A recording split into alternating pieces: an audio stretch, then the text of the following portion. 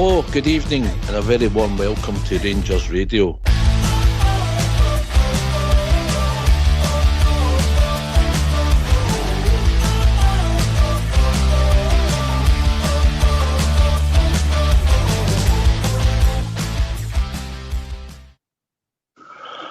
Hello, good evening, and welcome to Rangers Radio. Joining myself, Southside, on the show this evening is two of my good pals, Old Bear, and we've also got the Big Stevie for the drum. How you doing, Trips?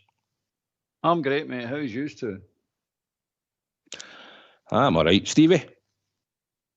Welcome to the big station, serving the nation. It's Dream Team Wednesday. Well, and I hope everybody's listening tonight because I'm going to have a rant. Old Bear, he's going to have a rant. Stevie boy. You just remember when you're having your rant, just be careful what you say. But I'm sure it'll be constructive if it's going to be a rant, big man. Aye. Listen, guys, can I go first here? You want to just have a rant now? Do you want to say anything else? No, right, okay. I need to get this. Right, listen, guys.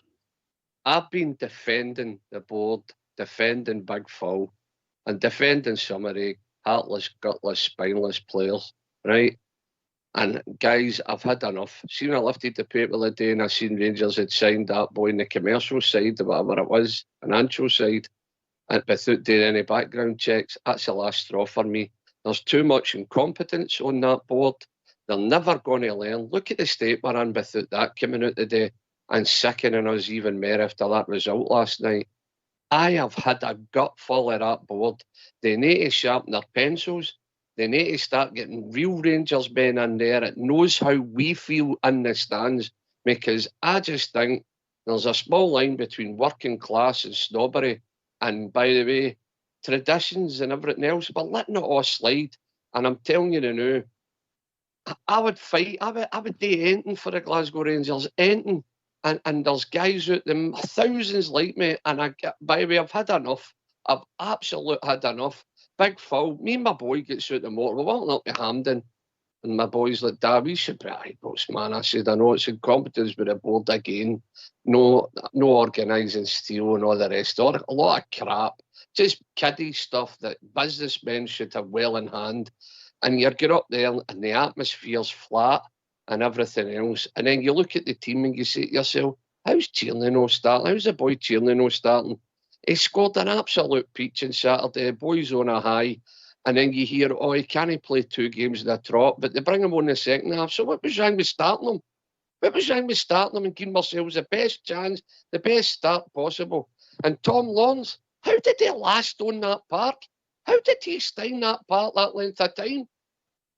Honest to God, I'm losing faith in Big Phil. He's no learning through his mistakes. And we're getting the same old repeated record. But guys, honest to God, although I'm saying everything I'm saying, I've had my gut full, absolute gut full. And that's how I feel. I was listening to all the different... I was listening last night to the show and honestly, guys, I'm just so gutted, deflated. It's just, honestly, we need to start for the top and what we're doing and start getting things right. And honestly, man, no matter what we said, I'll be there on Saturday, and I'll be there the following week, but I'm telling you right now, too much incompetence for the top to the bottom all the way through our club. When are we going to start getting a bit of professionalism in there and getting things done right and looking after the support, looking after the boys that matter? It's a disgrace, and now's the time to sharpen our pencil. Glad you've got that off your chest, big man. There's a lot of truth in what you say in there as well. Albert, what's your thoughts on Big Stevie's few of his points, and then we'll talk a wee bit about the game and see, we'll know too much, but we'll take points at it, and see what you think. I actually think everything's all right. I think I'm quite happy. It's good. It's good stuff for then. Not. I agree with Stevie, mate. I agree with Stevie. On the right one. I've got a tax here to govern by the way your windies are going on. By the way, I'm going to put my own windies in. He's right, mate. I've had enough of it as well, mate. I mean, it's that carry on the day was the final straw for me as well. I was protecting the board and thinking, well, the steel work can get delayed. That can happen. This can happen. The next thing can happen. Big Phil. I'm not going to attack Phil. Come on, it's not his fault, mate. It's just no. That's the only thing I don't agree with. The guy needs time to build this team. It's not just a team, it's a full football department. And that wasn't what he signed up today. He said that himself. That wasn't the remit that I started off with. I started off with just putting a winning team on the park. Now I'm actually building a whole football department. And yet that all takes time. And it will get worse before it gets better. He said that as well. But as for the game last night, I thought we played all right. No, without being brilliant, I'm not saying that, but I thought we played all right. We matched them up. I mean, we did. There's no doubt about that. Just no firepower. But Stevie's right about sharpening pencils and getting a professionalism in there. It's nuts, mate. It's just nuts when you actually can see a board being this incompetent and getting away with it. It's not right, mate. It's not right. They need to face up now. They need to. And by the way, if the records in to go by, they'll just get into silent mode again. They'll stick on the silent button, the mute button, the old bridge button's getting whacked on again, mate. They'll not tell us anything. They'll just leave us to wander about in the dark. It's gut wrenching. It really is. It needs to be changed. Something needs to happen, mate. But the one thing I do know, you're not going to do any of this without money. It needs huge investment, mate. It's the only way now. It's all right trying to build something, but you can't build it with nothing, mate. You might try to make straw bricks with no straw, mate. It's not right. It can't happen. So we need investment. Where are we going to get that from? I don't know. Aye, I think obviously it's not the full board that's obviously employs certain people for certain jobs and that, but obviously due diligence should be done. And obviously in this case it hasn't been, but at the end of the day, somebody will have to carry the can at some point for certain decisions that get made outside the footballing side there. Last night, Stevie, I thought at the game in the first half, listen, we didn't create much, and they didn't create much. I thought they whipped two really good balls across the 6-yard box, our box, and they were sort of busy at times up till round about our 18-yard box. But I thought the first half there wasn't much between the two teams at all, to be perfectly honest. No, listen, don't get me wrong, right? The referee's decision to send the FD off, that changed the game. It certainly did change the game. It was a woeful decision. He's actually his first card and always a disgrace as well. The two teams, it was a bit an evenly based game, and I thought the two teams were going for it. And it was not a bad end-to-end kind of try to make chances without doing any real damage to each other, but it was an end-to-end. But listen, all Bear saying he's kind of all right with Phil Clement. I disagree with that. I just think, I mean, what is Scott Wright? What is the young boy McCausland offering us? You know, and you've got a boy there flying on Saturday, scored a bumper of a goal. He made the assist in Poland for his get the one each for big Cyril to score the equaliser. The boy's doing all right. He's contributing, and then you don't start him.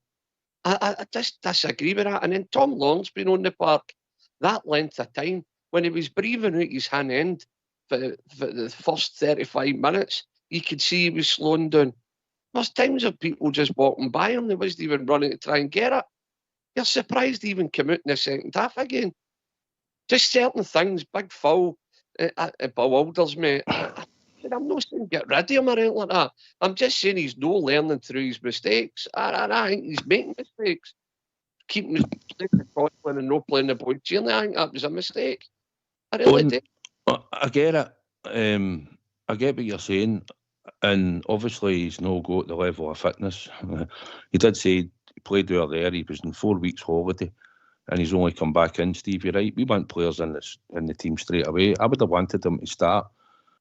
My only question on it, for what he said, would have been Albert. He put him on right on in the second half, so it was obviously pre-planned that he was going to come on and play 45.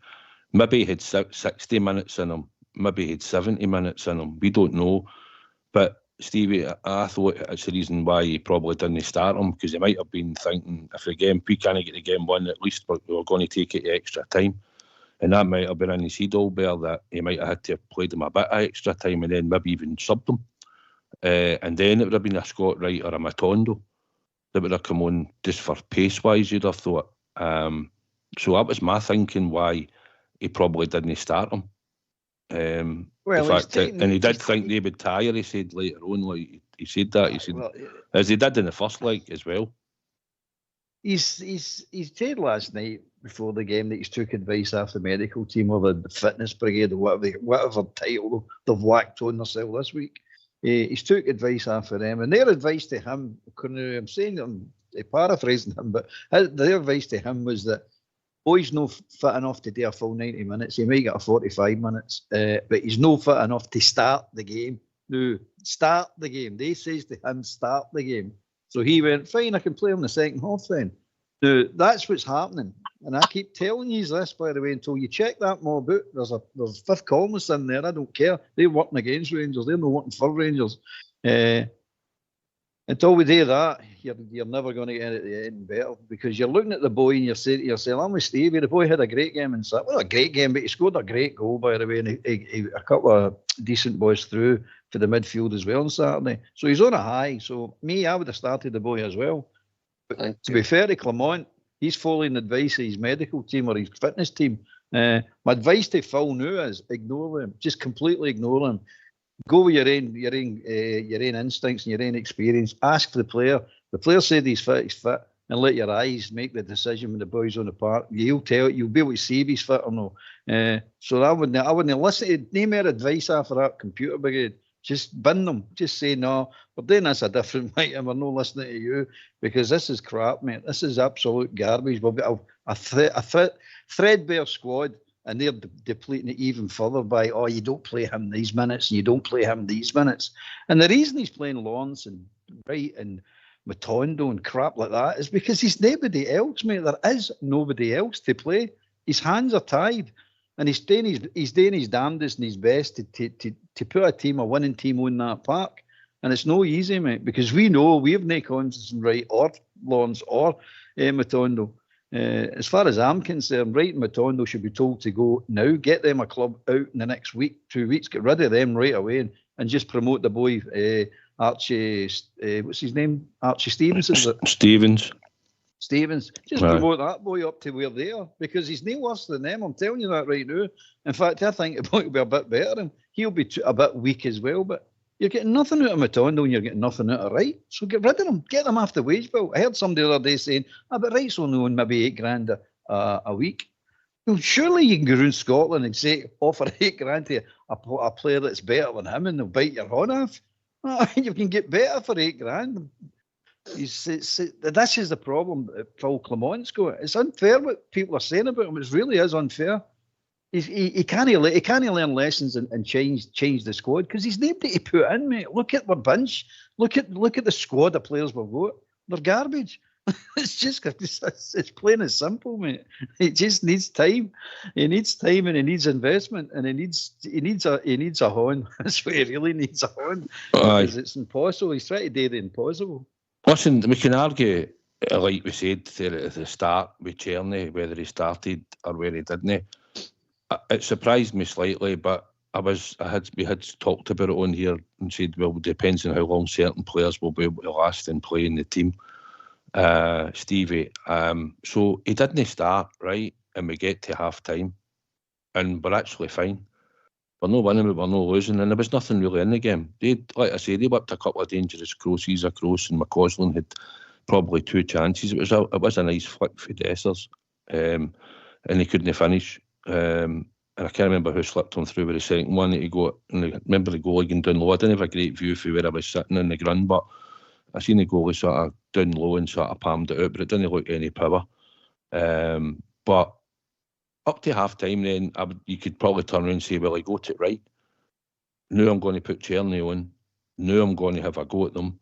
And then it all turns within 5-10 minutes when Jefty goes up for the header. Now, I've not seen it back since I was there last night, but where I was right behind Jefty. And I thought he was miles up in the air and headed the ball. The player goes down, but I thought they were going down a lot of times, holding their face quite a lot. And they're heading all that. I don't know if it was to try and stop play or whatever, but they were doing a lot of that. But I didn't really see anything in it. I don't know if you've seen replays or where you were sitting last night and looking at it. You seen anything different? But by all accounts, it shouldn't have been a foul. And Phil said worst decision he's seen in 30 years. Oh, it wasn't a foul, mate. It wasn't a booking, and it wasn't even a foul. It's perfect. He wouldn't be. He gets up a good foot and a half above the guy, and wins the ball cleanly. It's just mental, mate. It's just mental. He had it in for the boy when he spoke back to him in the first half. That's it. He just took a dislike to the boy, and he was getting sent off. But I'm telling you right now, I would check his bank book, his bank balance. I'm telling you, because if there's an injection of cash in there, you know it's been happening. It was that bad, mate. It was that bad and that blatant. It was wrong, mate. It was totally wrong. As for diving about and holding their faces, I mean, out of the 2 games, they must have 4, 5, maybe 6 of their players. The whole total, maybe a dozen times in the 2 matches, people jumping down and holding their face. I mean, you're sitting looking at them and going like, big, tough Ukrainian men? Not. You're looking at them and going, what is up with you people? You know what I mean? Throwing a cell about like that. But at the end of the day, it's naivety on our part, mate. We just walked into it. We do it with every team. We let them all get away with the black arts. We don't know how to do it. Another thing we're incompetent in. It's stupid. We walk into it. We let it happen. Where's Tavernier? Tavernier should have been out of the referee after the first game and first 10 minutes of the second game. Get out of the referee and go, look, come on. They're diving about, drawing his attention. It could continually keep drawing his attention to it, saying it's noticed. What does it do? Sit back and say nothing. You've got to be in his face. You've got to be there. They're all influencing the game one way or another. We don't. We run about like Boy Scouts, and it's all got to be stiff upper lips and all this carrying. We've got to learn the arts, mate. I don't like the arts. I hate it. It's just cheating as far as I'm concerned. But everybody does it. So you've got to do it, whether you like it or don't like it. I know. It's one of the ones. We don't do it. If it's all right with you two, I think we'll just get the phone lines open, because I'm hoping we'll get a few calls tonight. There should be plenty to talk about, and we'll see what people's thoughts are. And if you're out there and you've never phoned in, why don't you just give us a call? If you're usually in the groups or in the chats talking, then why don't you just give us a call tonight and we can come in and chat to the two lads. So let's hear from you. Why don't you give us a call on 0141 356 1972. It's your show, it's your platform. Let's hear from you.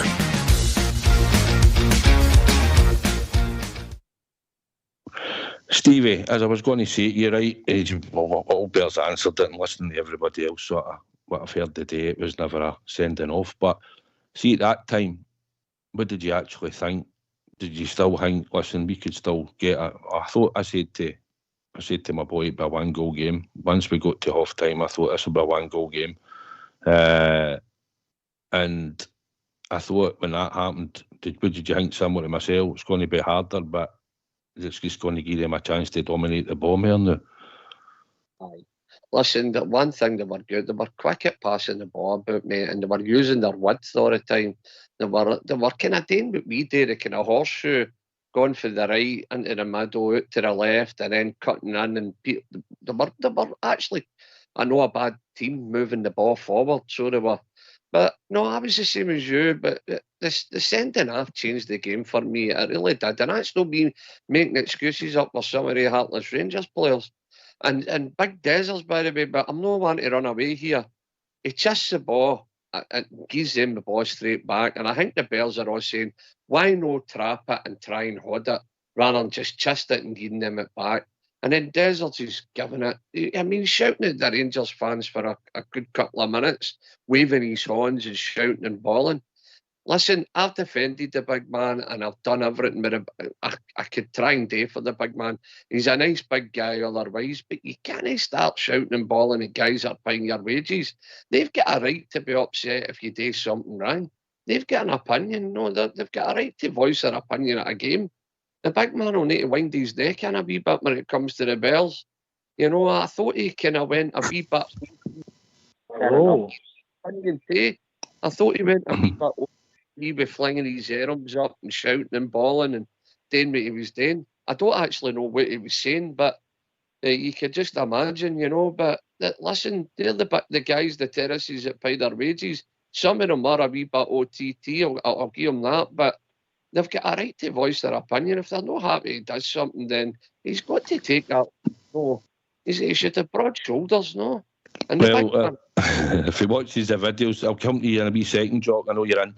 If he looks back at certain players before Stevie that have gave a wee bit back to the supporters, Windass, Cammy Fraser, two come to mind.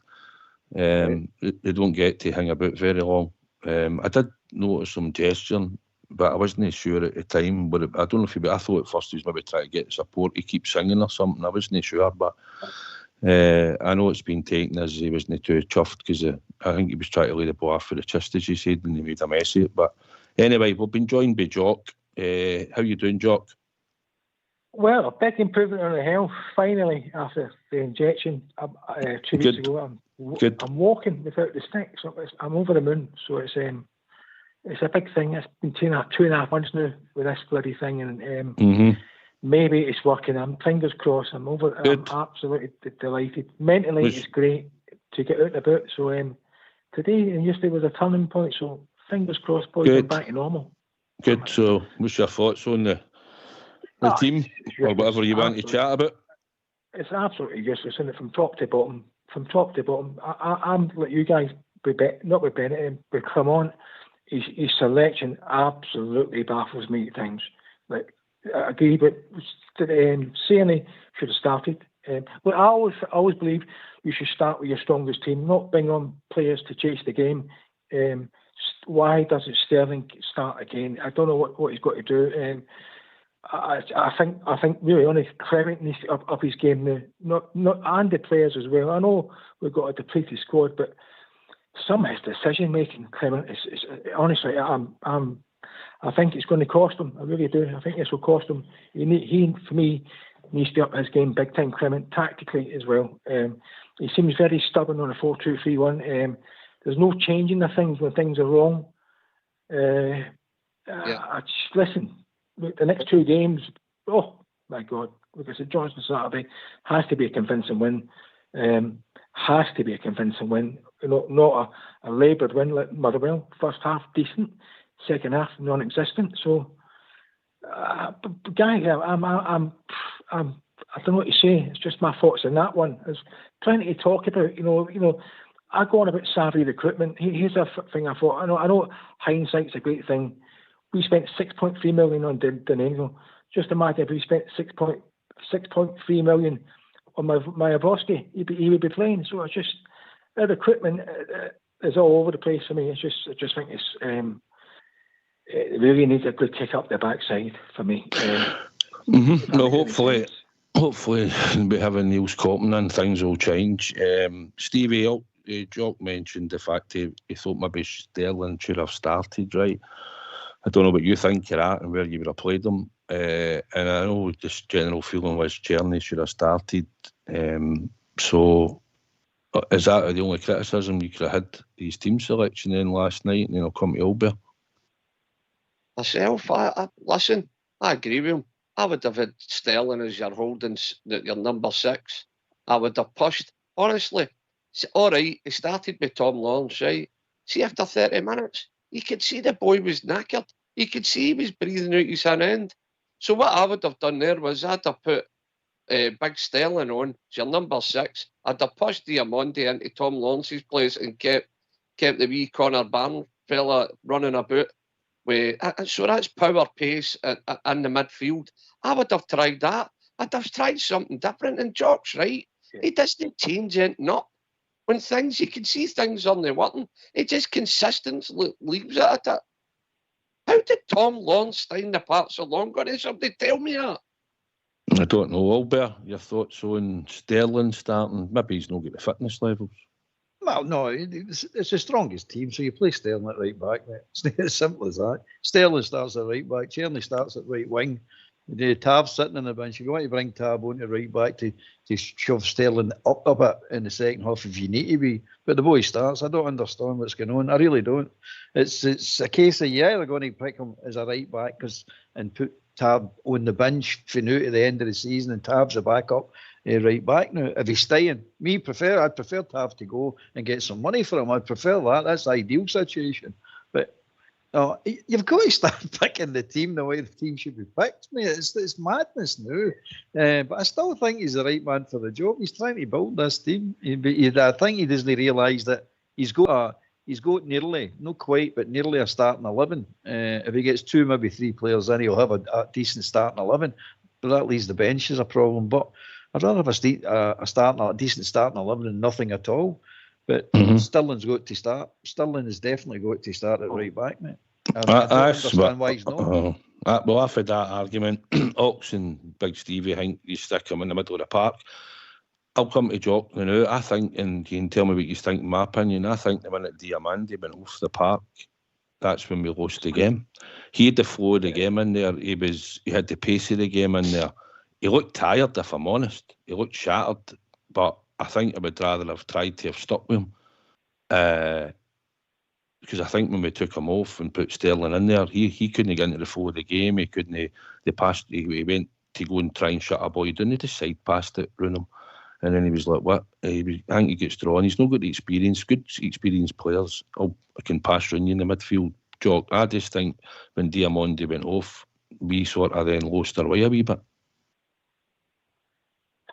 I think Diamandi's been off his game a wee bit for me. He's not started brilliantly, has he? I mean, it's only two games into the season. So you can't just say he's off his game. I'm saying he's not compared to the cup final where I thought he was very good. But then if you start moving players about positions, are they clever enough to do it? Does that make sense? If you start moving Diamandi at number 10 instead of midfield, is he? I know he's got a lot of energy, but has he got the football brain to do it? Start moving players. You buy players for certain positions and you move them again. I'm not sure it works for me. I know you've got to be versatile, etc. But I'm not. For me, I'm not sure if it works at all. I really am. I'm really not. Look, in an ideal world, we'd have 11 Dejan Sterlings in the team. Because look, his commitment's brilliant. He plays, but I'm stuck for words. Honestly, no, but you're right. It's different players. I mean, it's all right. I'll come to Stevie. Stevie, like you could move Diamandi to the number 10, but then he's sort of playing with his back to goal because he's wanting to receive the ball and that.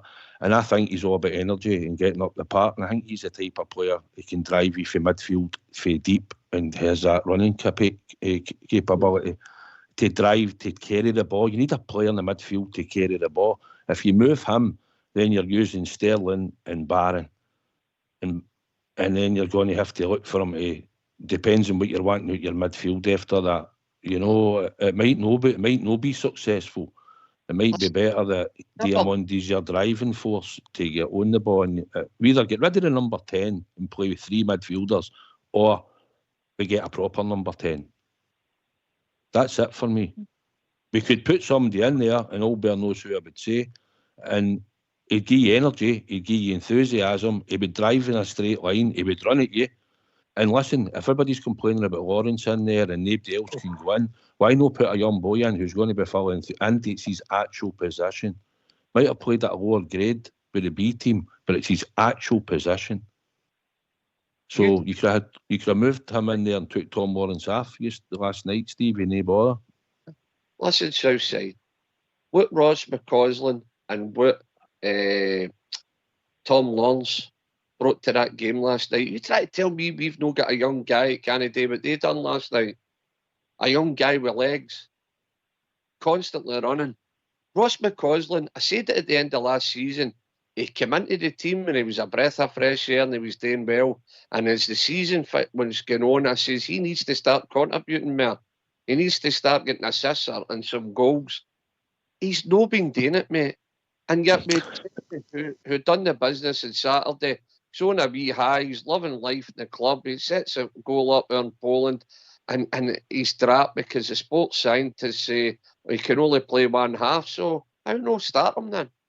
Right, but getting back to the midfield, I think Sterling is powerful and he'll run all day for you, and I think Connor Bannon is the same in that midfield. I think your wee man will run all day, he'll niggle, he'll be at people's heels. So you've got power and pace in there. And Diamande, we've seen what he done. He can score some lovely goals. The man at Hearts at Ibrox. He can score, and the boy has got a football brain. He has got a football brain. He's got the splitting pass in him, or he's got the wee chip over and split the defence either way. For me, the annoying thing is, we're all discussing it, but surely Big Phil must say, well, I'm going to try something different. He's not trying it. That's the annoying thing.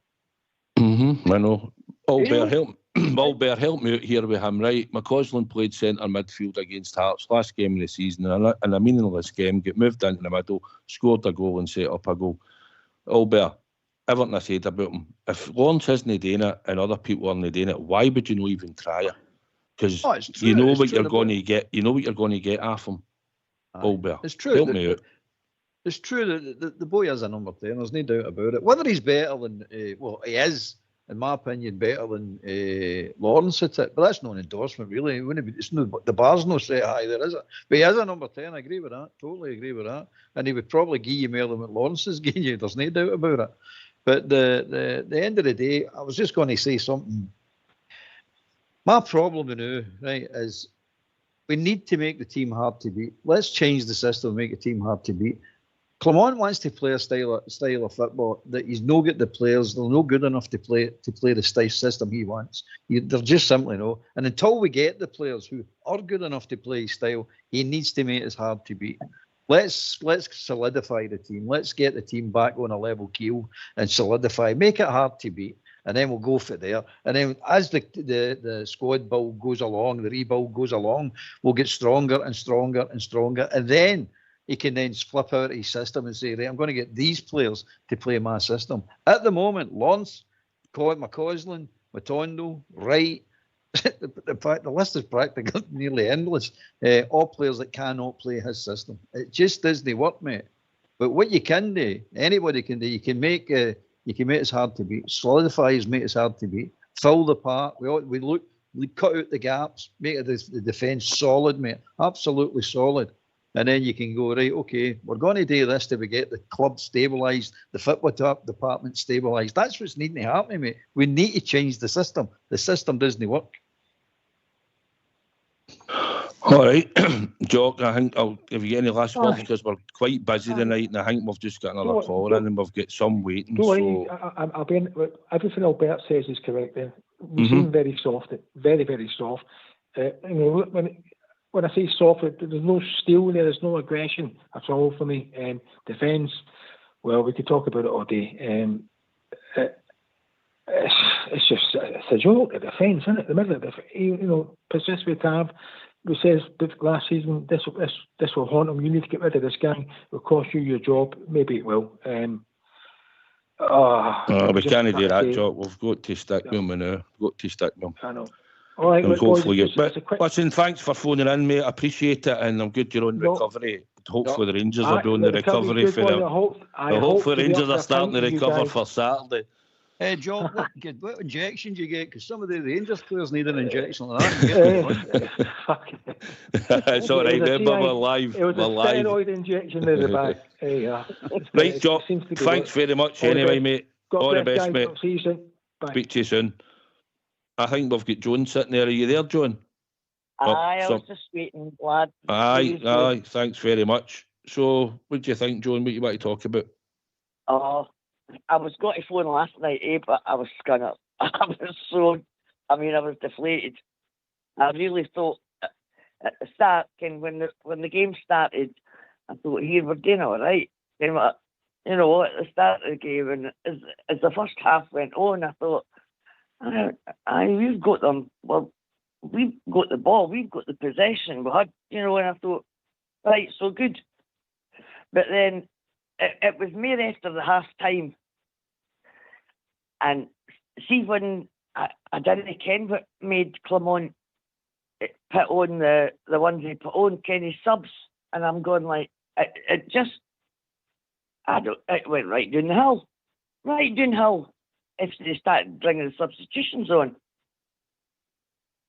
Aye, well, I thought it sort of certain players come on, didn't get into the flow of the game, Stevie. You'd have seen last year he was going to bring on Kieran Dell, Stevie, wasn't he? He'd been warming up, and then he sent him up, and then they scored. And the next minute, Matondo came out, and we actually kicked half with Matondo just on the touchline, and we never even made the sub. Stevie, did you see that? Aye. I seen that, mate. I did see it. You're totally right in what you're saying. But John, I think the game was very evenly balanced right up until the referee made the blunder sending the FDF, and that for me put them on the ascendancy. They made the good work with the ball. They made the body all the work. They were using their width, and then we were chasing after that, and were kind of sitting deeper and deeper after that. But That's right. some of the substitutions for me, when we went a goal down, I'm saying, please take Tom Lawrence off. And believe it or not, I can't believe I'm going to say this, but I was wanting Matondo to come on for Tom Lawrence, because we needed a bit of legs up front, and that boy's got legs. Thing about, you know, he's different end product, but he's got legs, and that's all. We maybe catch him in the break and he uses speed, but he didn't even do that. What he done was he took Big Proper and played him as a centre forward, and we get caught again. We get caught at the back again. That's right. He brought Ben Davis on too. Ben Davis, like Annie's harder than him. See, the thing is, John, he was actually see when he was injured. I was watching. You might not have noticed it, Stevie. Robbie Fraser turned to run up the touchline, and just as I think one of the coaches that was doing the warm up had said to him, "You better go up." And just as he turned to go up, Ben Davis came out for it. He hadn't been out warming up. He just appeared with strip ready, and the wee man had to just stop. He only went about 2 paces and stopped. I felt so sorry for him, because I thought, why not? But listen, Albert, I'll ask you quickly. Do you think we should have went to a back three? Aye, Yes, definitely, mate. Definitely, mate. Yeah, I think the first goal we lost was down to ourselves, bad defending, mate. That was our fault. The second goal was down to Clement. He put Big Proper up front too early. He really did, mate. I can see that if we've got 11 men on the park and he puts them up, I can understand that. But no 10 men. No 10 men. That's madness, mate. And then we just lose the goal right away, and that's the game done. Basically done. Finished. All go home now for chips. It's done. And I say to myself, well, that's madness. What did you do that for? I couldn't understand what he done it for. I was going, chasing it. We're only 1-0 down. It only takes one goal to get back in the game. And if we have to go to extra time, we go to extra time. That wasn't bothering me. But just to throw the game away like that, or a stupid decision. And that's what it was, a stupid decision. Because as soon as they put a Proper up, they were right down the park and scored. Aye, I know. John, I know he will need it. Now, listen, there's no manager, I think, lately we've had apart from Gio in European football that sort of changed the system. Gerrard never really done it. Near did, well, I think we didn't really have a system. Cassina. Warburton, giving it back to Warburton, the way he played his style of football.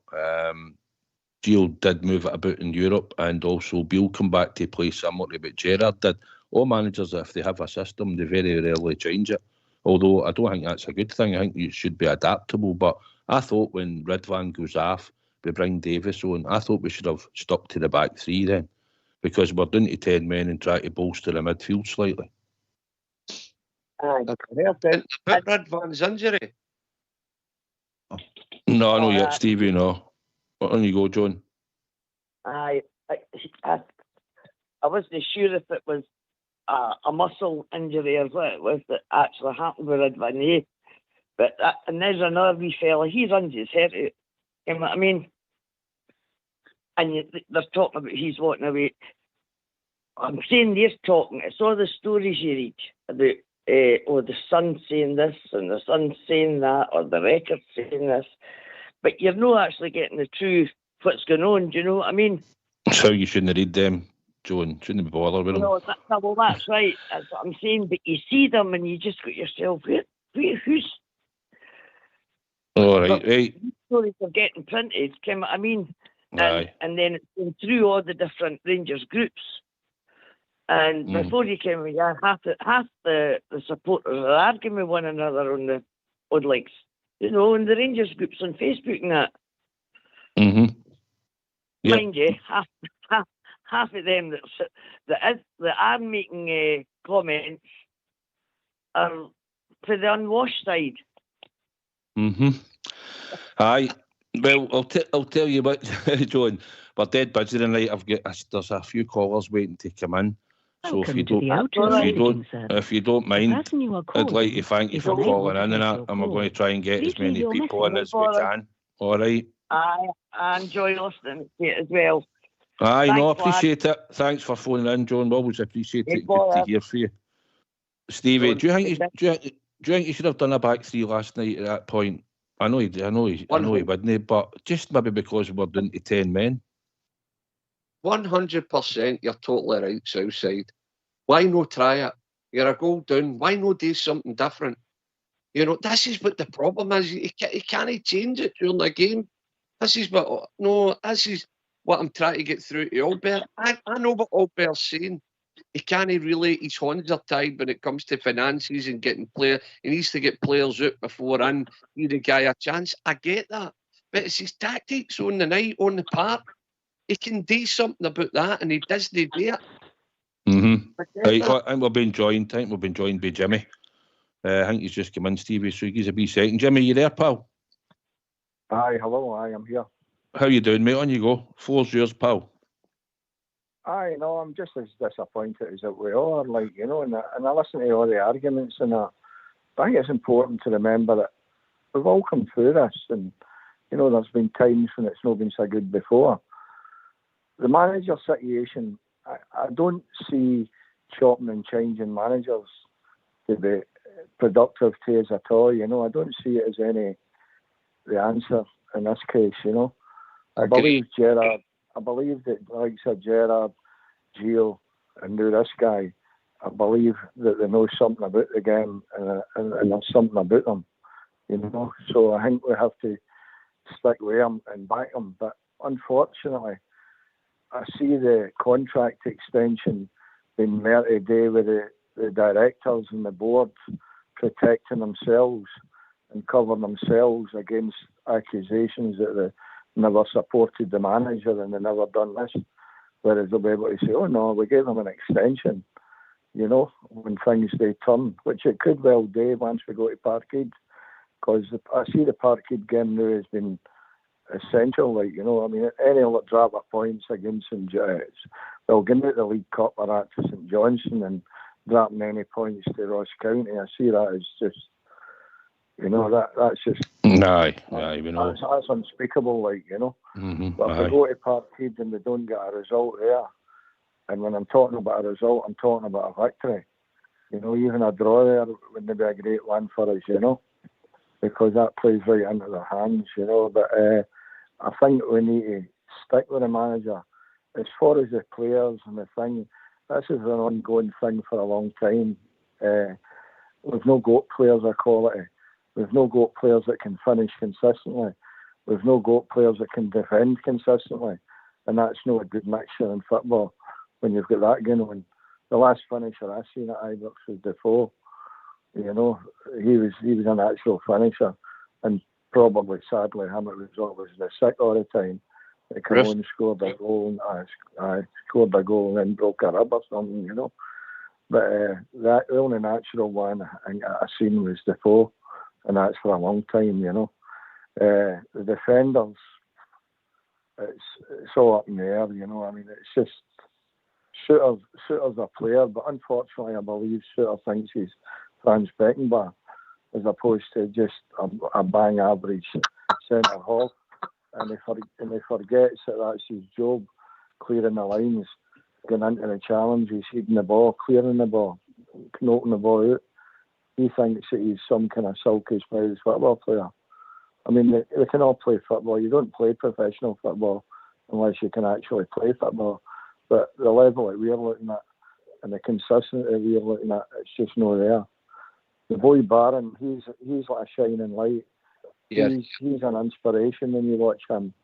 But how I see him, it's like a diamond in a bucket of shit, basically, because you can have a diamond, but if you throw it into a bucket of shit, it'll shine for a while and then it'll sink into the shit, and then all you're left is a bucket of shit. And that's what I see Diamond. He's a great wee player, and he's got a great future ahead of him, you know. But you can see him, he's running his socks off, he's battling, and then you see him last night when it went 1-0. Your man, Popper or Dropper or whatever his name is, he moved up the park, and then the next thing the ball was through, and they rattled in a second goal. The game last night, I thought we had our chances. I thought it was the same as the Motherwell game, where we had our chances, and if we took them, we'd have been all right. But again, because we can't finish, we don't. As far as Dessers goes, a lot of the times, if he'd just swing a leg at the ball, the chances are that we've gone into the net. But he's got to try and trap it. He's got to try and turn, and then by the time he does all of that, it's too late. So then he decides to try and lay the ball off. And then when whoever he lays the ball off misses or mishits it or whatever, then he waves his arms about as if he's an innocent in it all, you know. But if he just put a swing at it or just flung himself at it, a lot of times he'd get extra goals, you know. But aye, you made a lot of good points here, Jimmy. Made a lot of good points. We're in a bad situation and they're right through at the club. But I think Clermont was sort of a duck egg when they come in, and the picture they painted wasn't probably an accurate one. The same as Gio. I think Gio thought that things were the way they used to be, and then he realised when he got there that no, your Taverniers and all that. Taverniers done as a turn. And I wouldn't ridicule the guy because he scored us a lot of goals, got us into a lot of positions. He's also cost us a lot of goals, and he's lost us a lot of games. And particularly in the last few seasons, in the big games that matter, cup finals and basically against the Celtic, he doesn't show. And if he does show, he's getting run ragged. You know, he's a weak one. Aye, he's wear and tear, Jimmy. Jimmy, it's a bit of wear and tear and all. And a bit of loss of form. It's been that. Aye. Because of how consistent.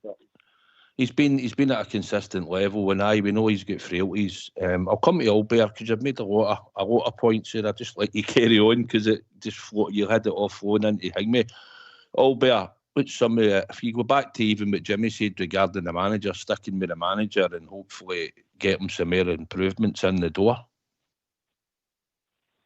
I mean, you've got to be realistic here, guys. We can't keep sacking managers, as Jimmy said. It's not feasible, mate. It's just no. You've got to give somebody a chance and give them an extended run at this because you're not going to get anywhere if you don't. We're just going to keep chopping and changing, bringing his players in. Don't like the last manager's players. Oh, we'll need to get new players. Then we'll sit with a mix match of players they like and players you don't like. And we go nowhere, mate. We're getting nowhere. We just keep going in circles and circles. And as somebody one pointed out, we're going to end up running up and eating ourselves. You know what I mean? At this rate. So I reckon we've got to give him his full 4 years. I would give him his full 4 years. Right, there's going to be rough times. There's going to be things you don't what Stevie was saying. You're going to disagree with his formations, and he doesn't change things. And I totally agree with Stevie saying he's right. But the manager's got to have time, mate. He's just got to have time. He's got to sort this out bit by bit. And you just you've got to get the foundations in place before you can start building. And there is no foundation, mate. We need to get the foundation set up, and that's what he's trying to do at the moment. And he's trying to be competitive and win games. And then we're playing at Hampden, we're not even playing at high. He's got us to contend with, mate. So you've got to cut the guy a bit of slack and say to yourself, okay, that game last night, as you said, we could have went to 3. That's a decision he made. He put Proper up. I don't think he should have done that either. But that's all it is. It's just opinions, mate. The fact of the matter is we're out. We get put out the Champions League, and that's the facts. So you've got to face these facts and go on, mate, now. And in my mind, just, mate, it's hard to beat. He needs to go back to basics, mate. That's mine. Will he do that? I doubt it. Because he likes his style of play, and he's trying to get us to play this style of play, mate. But Jimmy's right, mate. You can't keep chopping and changing managers. It's no feasible. It just isn't. Stevie, I think, like you said, Tav for me, listen, as Jimmy pointed out, I like him. I think he's done a job, but you can see the boy ran the legs off him last night a couple of times down the line. I just think if he's getting any level of fitness or when he gets it or whatever, we've got a right back there, and it's Sterling. And we stick him in and you play him.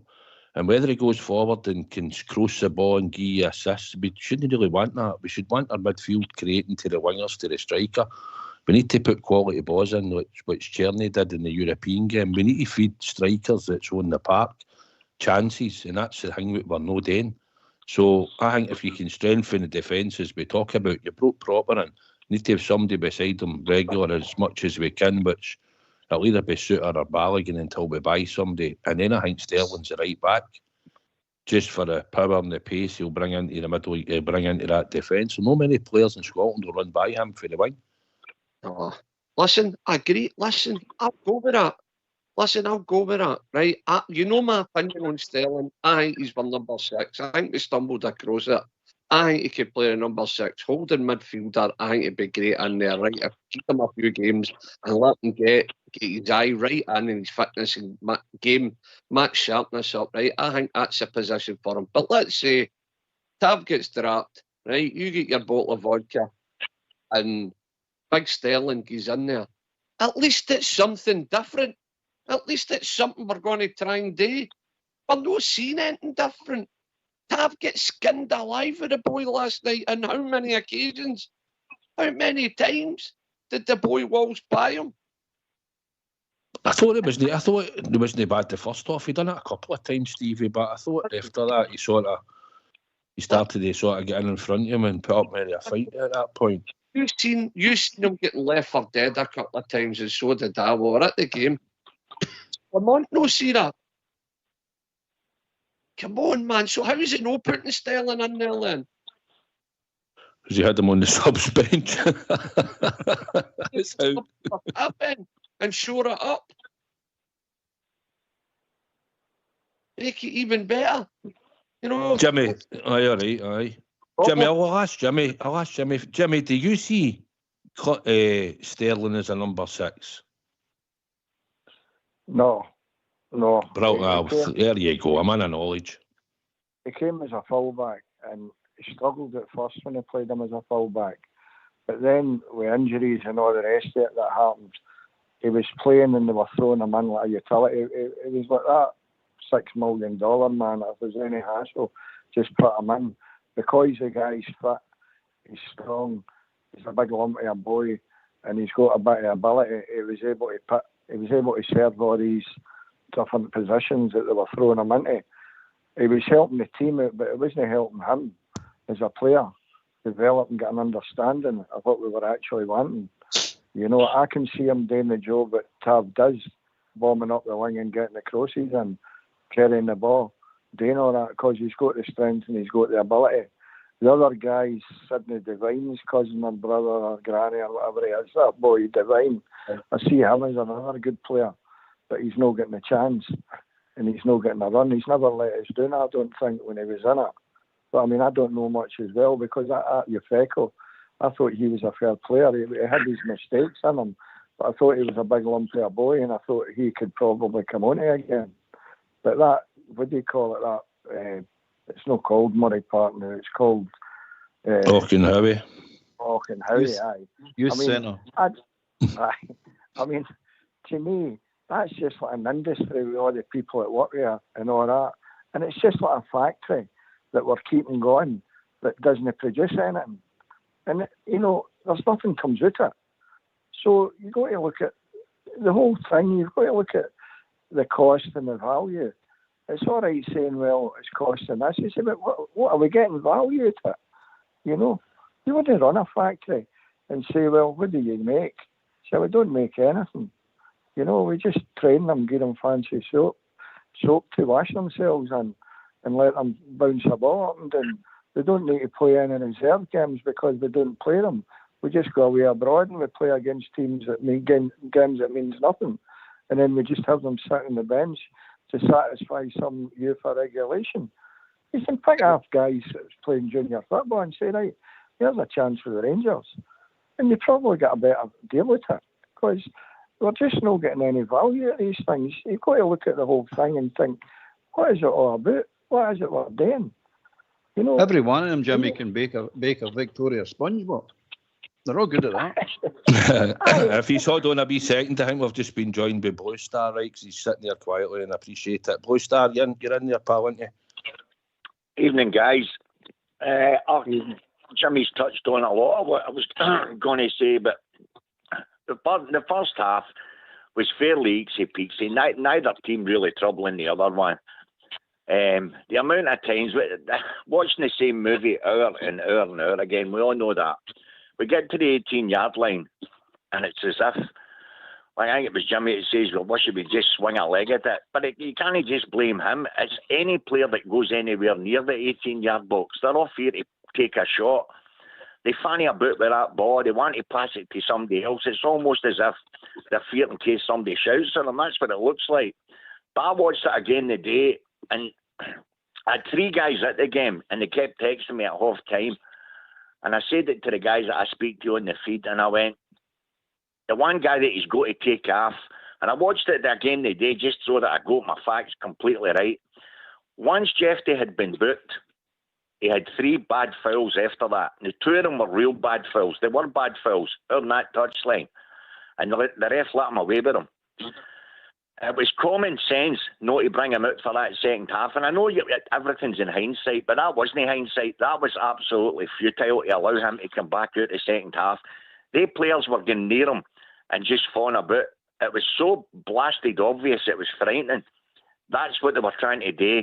And lo and behold, when manager lets him come back out, 5 minutes gone and he's off the park. Incidentally, for absolutely nothing, we know that. But for then on, that was them. That gave them the impetus. We retracted then into our shell. Now, here's the thing for me, and I watched that again today. I seen 2 players that were trying to get themselves in about the ball whenever the ball was coming anywhere near them. Number 1 was wee Barn. He must have lost about 4 stone last night with the running he did. Big Suter was throwing his cell in front of everything. Diamondi, unfortunately, ran out of steam. He was dead in his feet. But I agree with Big Stevie on this one. How Lawrence even came out for that set, how he was even on the park, I don't know. But how he came out for the second half defies logic. That's on our manager. But here's one for you. I watched for the thing that Stevie was talking about with Dessers, with the fans. And it happened exactly in the 78th minute.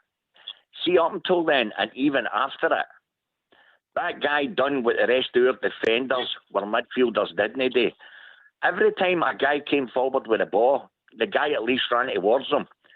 See, if you watch it back, every single player in their team, barring outfield player, the player in front of them, whoever's got the ball, they're all lying in a big line right across the park. Nobody ever went towards that ball. They're all standing like statues. The lack of movement is scary. Now, here's my issue with Clement. My issue is quite simply, he's now in the job just under 10 months.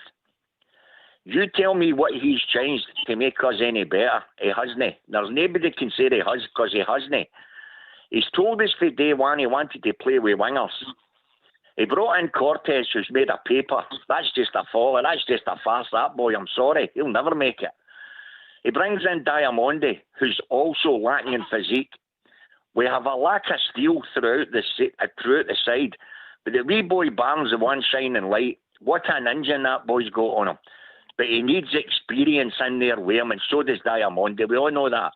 But guys, to start with McCausland in one wing, who's not an outside right, and to start with Jeffy, whether they can cross a ball or no, there's no point in crossing in balls when your midfielders don't get into support one striker when they're up against 4 defenders.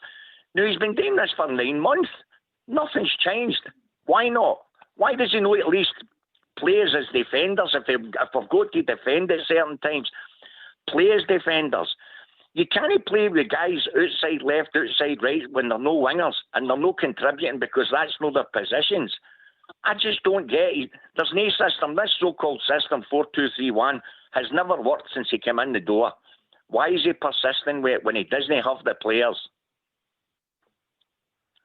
Well, on that thought, since we're just about to go to the tune, if you stay on, Blue Star and Jimmy, if you just go into mute as well, we can pick it up after the tune and we can have a debate on it and see what everybody thinks, if you don't mind.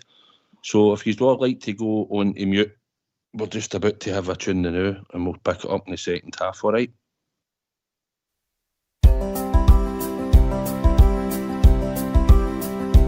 Ever since I recall, I have followed football, and ingrained in my heart are the Rangers FC. Through good and the bad, times of happy or sad, it will always be Rangers for me.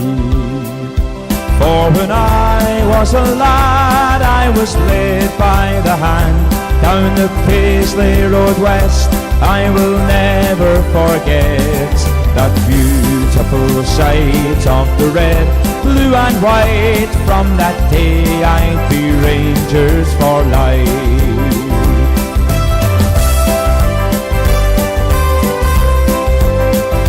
And I vowed to my dad, if I do have a lad, I will show him the way as he did on that day. So now here I stand with young Lyle by the hand, after walking down Paisley Road West. For when I was a lad, I was led by the hand down the Paisley Road West. I will never forget that beautiful sight of the red, blue and white. From that day I'd be Rangers for life.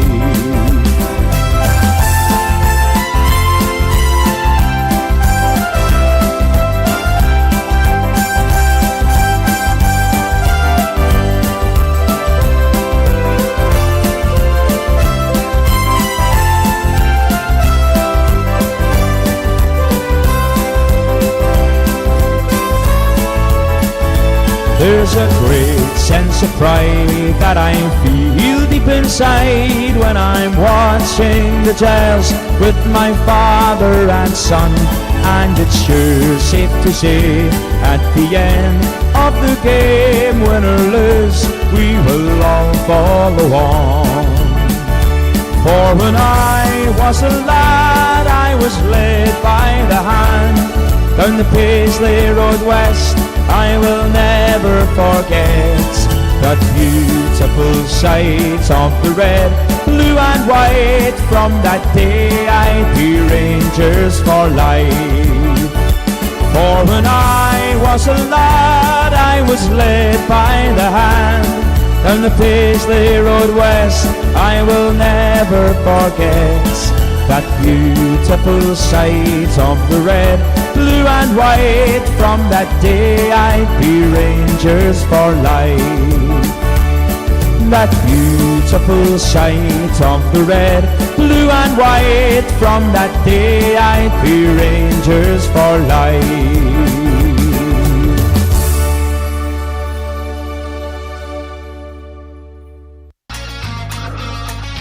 Why don't you give us a call on 0141 356 1972. It's your show, it's your platform. Let's hear from you.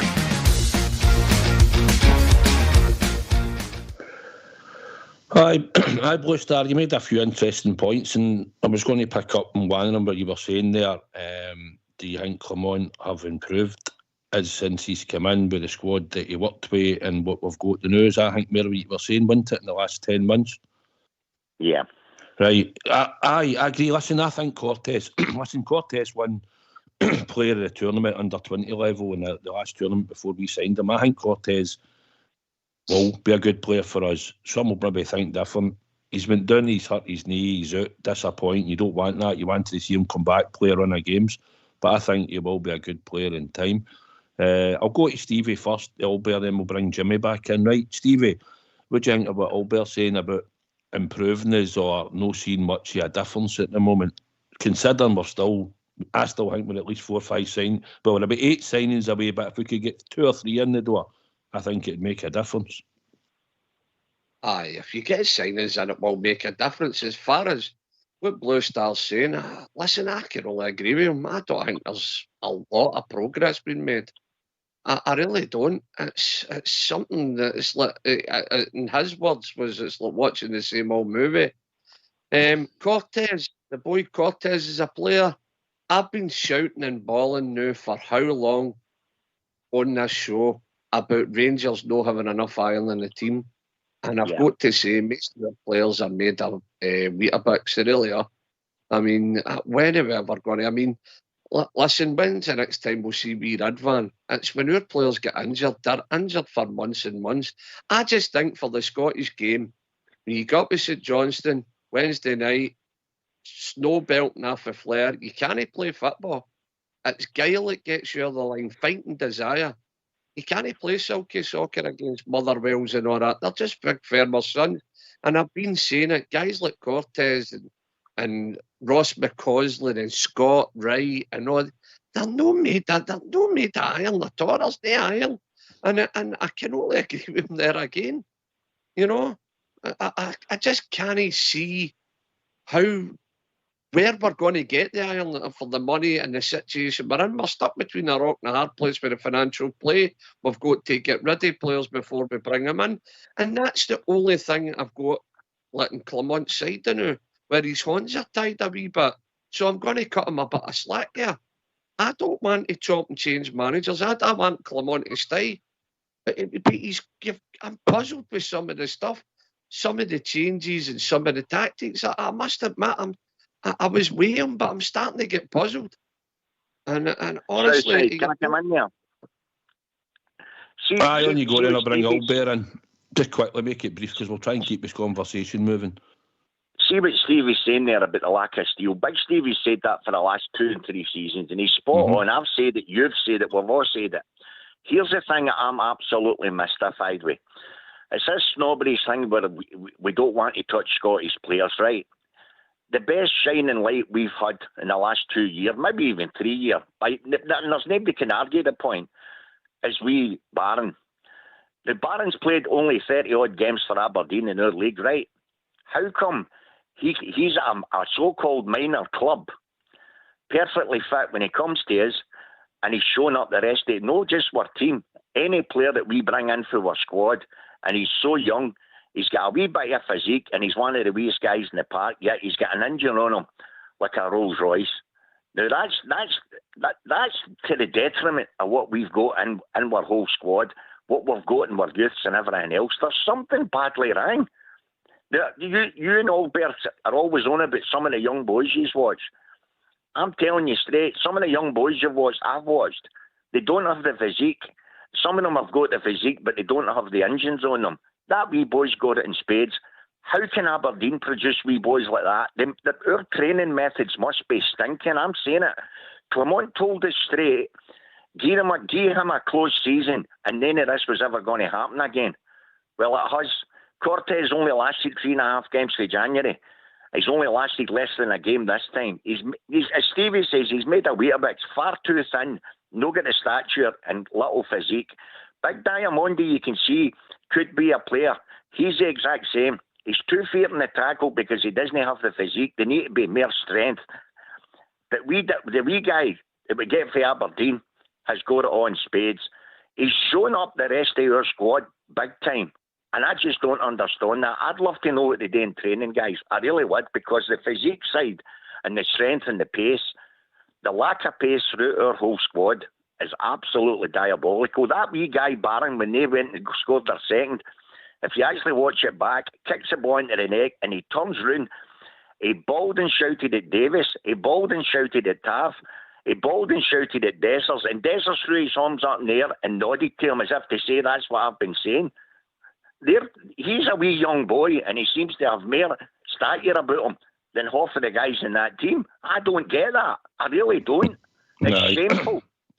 Talking about the B team, we were actually going to go tonight to see the game, because as a B team they're playing Clyde now, and it's 1 each at the moment. Alex Lowry scored an equaliser to make it 1 each in the Challenge Cup. Albert, come to you then, we'll come straight back to Jimmy. You and see what you were saying, but Blue Star was saying about some of the physique of the young boys. It's no rocket science, isn't it? It's there. The proof is there to be seen. I mean, we watched them. The last game it was Bo'ness. We went down to Greenock and watched them down there the other week there, and I'm starting looking at it. I'm saying he's not ready. He's not ready. He's maybe a wee bit ready. That one's not ready.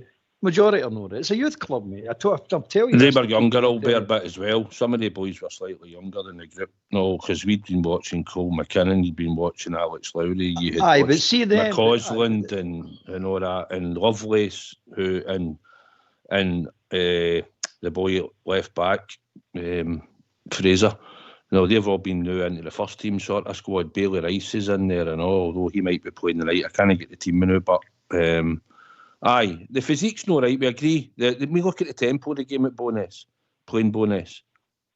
Then if we turned around to Lowry that night and said to him, Albert, right, you're going to start against Hearts, it's totally a different environment. But that's the point I was going to make. We're starting to look at we're talking about Banner there.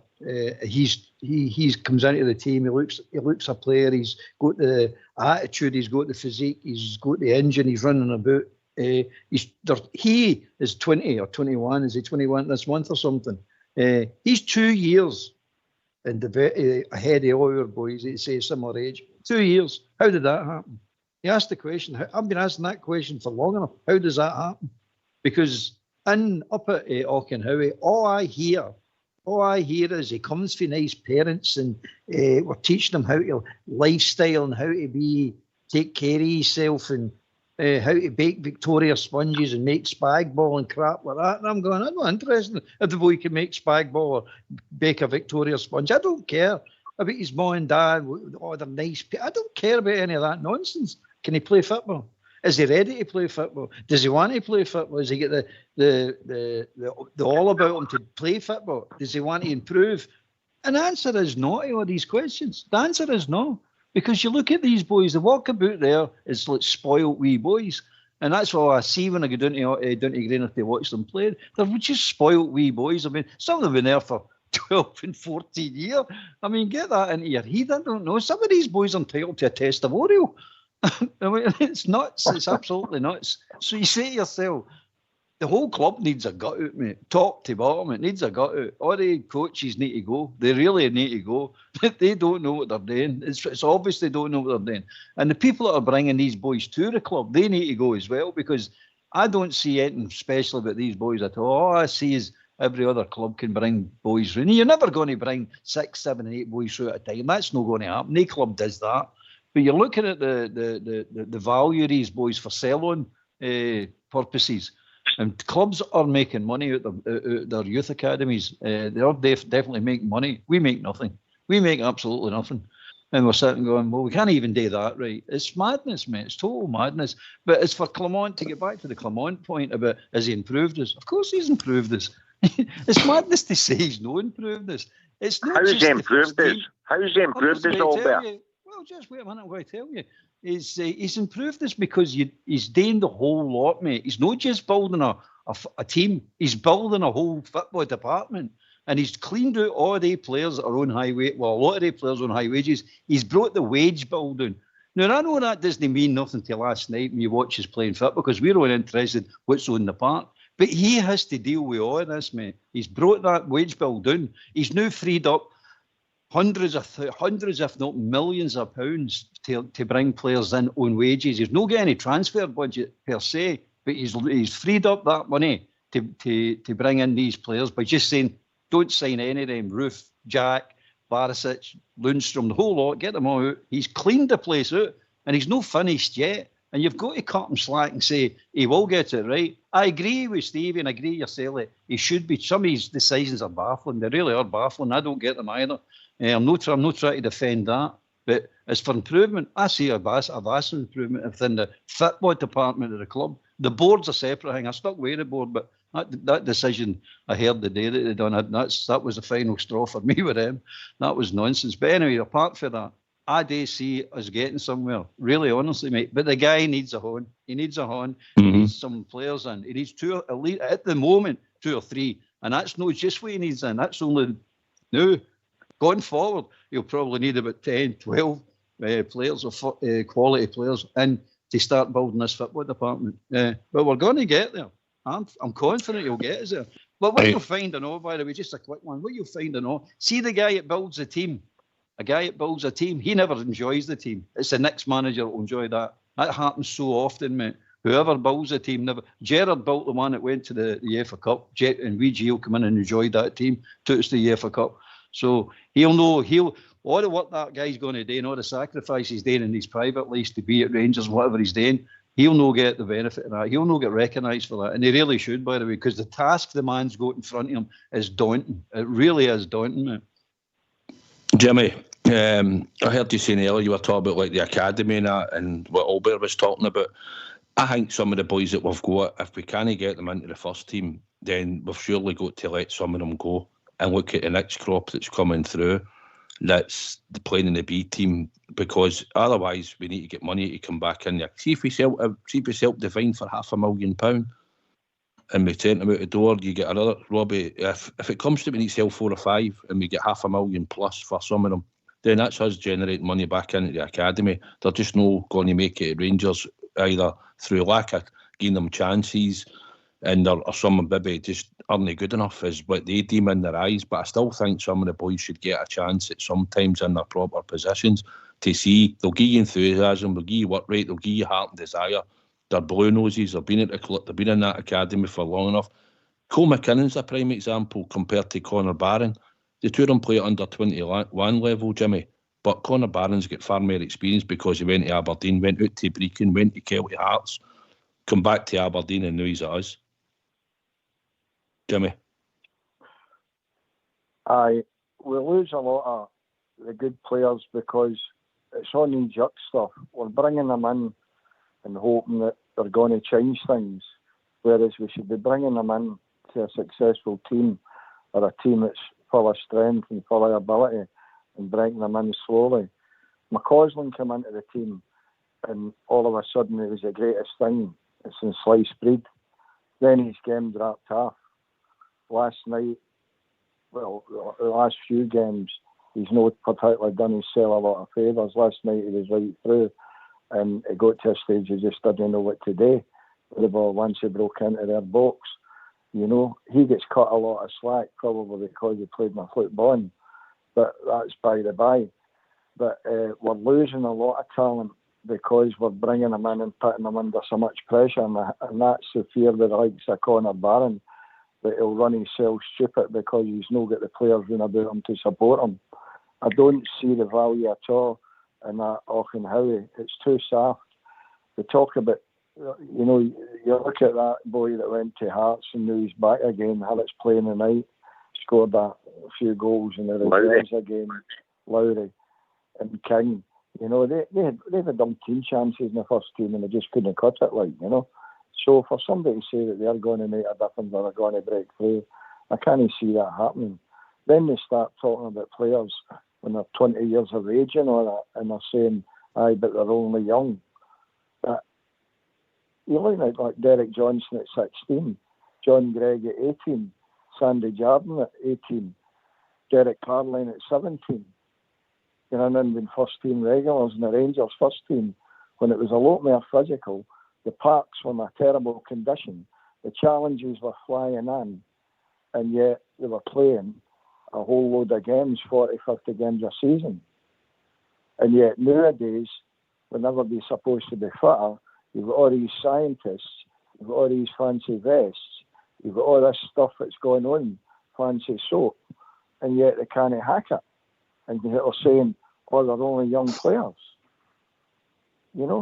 Parling and all that job, they were playing against the top Bayern Munich at that age. John Gregg was playing against Real Madrid at 18. You say, well, what's the story there then? It just doesn't add up. We're not getting the value out of it at all. I agree. Barry Ferguson and the Fergusons, they were a family of outstanding football players. Good football players. And all Rangers men. The Rangers men and being a Rangers man is good. But it's good for people of my generation, but it doesn't cut it now because you can't get away with it. I mean, I would love it if they had it back to the way it was. But that's not going to happen. That's all done and dusted. That's finished. But we should still be able to have a team on the park to compete in Scottish football when there's only one team to beat. That's all it is. It's just a two-horse race. But now there's a danger at just becoming a one-horse race. The manager, I have seen improvement for the fact that we challenged for a league last year for the first time in a long time. And at one stage, I honestly thought we were going to win it. And that changed against Motherwell, Ibrox, when they came and beat us. Now, I believe, in my own mind, that what happened there was that the agents get word of who was going to be getting rid of and who was in the plans for the following season. And then that get passed to the players. So a lot of the players then knew that they weren't part of Clement's plans going forward, which changed the mindset for the run-in. Knowing that they were going to look for somewhere else, they were going to get bombed out, they were going to be this, that, and the next thing. And then that led to a big collapse in the results. So to me, I think that news filtered into the dressing room, probably via the agents, too soon and at the wrong time. It's all right saying they're professional football players, but it's just a job to them. They're family men. They're looking to make as much money as quickly as possible. That's what they're doing. Their feelings for the Rangers is nothing like our feelings. You know, they're not going to be going in buses and trains and storing outside runs trying to get tickets and trying to beg, borrow and that to see the Rangers. Half of them wouldn't have known who the Rangers were till they were there going to sign for them, because it's just all about agents. And you look at them in a video, and what they call it, YouTube. And the YouTube's going to show them up favourably, because you're trying to punt them and trying to sell them. But once they've signed that contract, there's a different kettle of fish then. They're just sitting back and taking the dash. And we're stupid enough to be rewarding them for the failure. But it's not the players' fault. It's the management's fault. It's just the same as the management's fault that they've not got an Ibrox to play in. People say that's construction, that's this, that's that. These things happen. The things don't happen. I've spent years working in power stations, refineries, all that, where time's important. And you don't pull a thing to bits unless you've got the fits to put it back together again. And you know roughly how long it takes. You don't do that. And yet we've done it. So it's management failures as opposed to the players. The players are just doing their job and taking the money. The agents are just exploiting us because we're in a club that's in we've got our backs to the wall. And they know that they can go to there and say, here's a player, here's a guy, he's going to save you. I mean, how many of the names that they've signed to them they know or hear about? Once you hear that we're interested in them, you've got to look them up to see who they are. They're coming to countries that probably the majority of folks never even been to, never even seen a football match in. So it's all crazy stuff.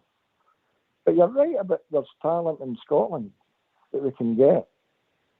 I would go back to cherry-picking junior football, taking the top talent off other teams, looking around the schools, getting the boys in that other teams have got that's playing for your junior sides, playing for your drum chapel amateurs, playing for other teams, and getting them in. Players that are already made are players that's got a bit of something about them. No players that's sitting up there getting driven about in a bus. All our top players, when we were winning the 9 in a row, your Gazza and all that, they used to have to travel about in a minibus, going between Partick cricket ground and then up to Jordan Hall School to get a training place. We're now heading to a big top place to say, well, there's a fancy designer soap to wash yourself. They were in the same shorts, in the minibus, and out to Ibrox to get a wash. And they were players. They were world-class players. They weren't stupid wee boys. So I think a lot of the problems is there. But Cornon, I think he has improved us. I mean, I just love the Rangers and I follow the Rangers. I don't follow the individuals, you know, but he gave us the League Cup. I hadn't seen him win a League Cup for 12 years. So he got that him and brought it him. And as I say, he ran that league course.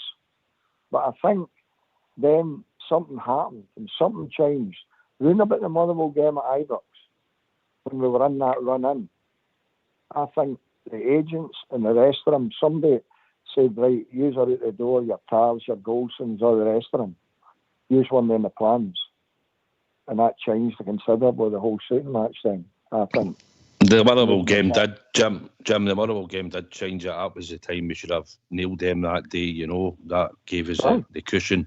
And a lot of people think it was just... Aye, no, you're right, Stevie, but do you think of some of the things Jimmy was saying?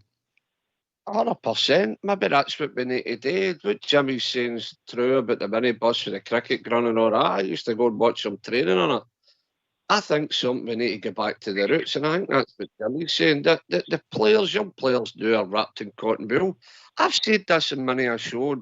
People can take it what they like, but I used to play football for Saturday morning. The street lights came on. Your mum, dad was shouting, you got up the stairs. You were no, another 10 minutes, and you were playing morning and the night.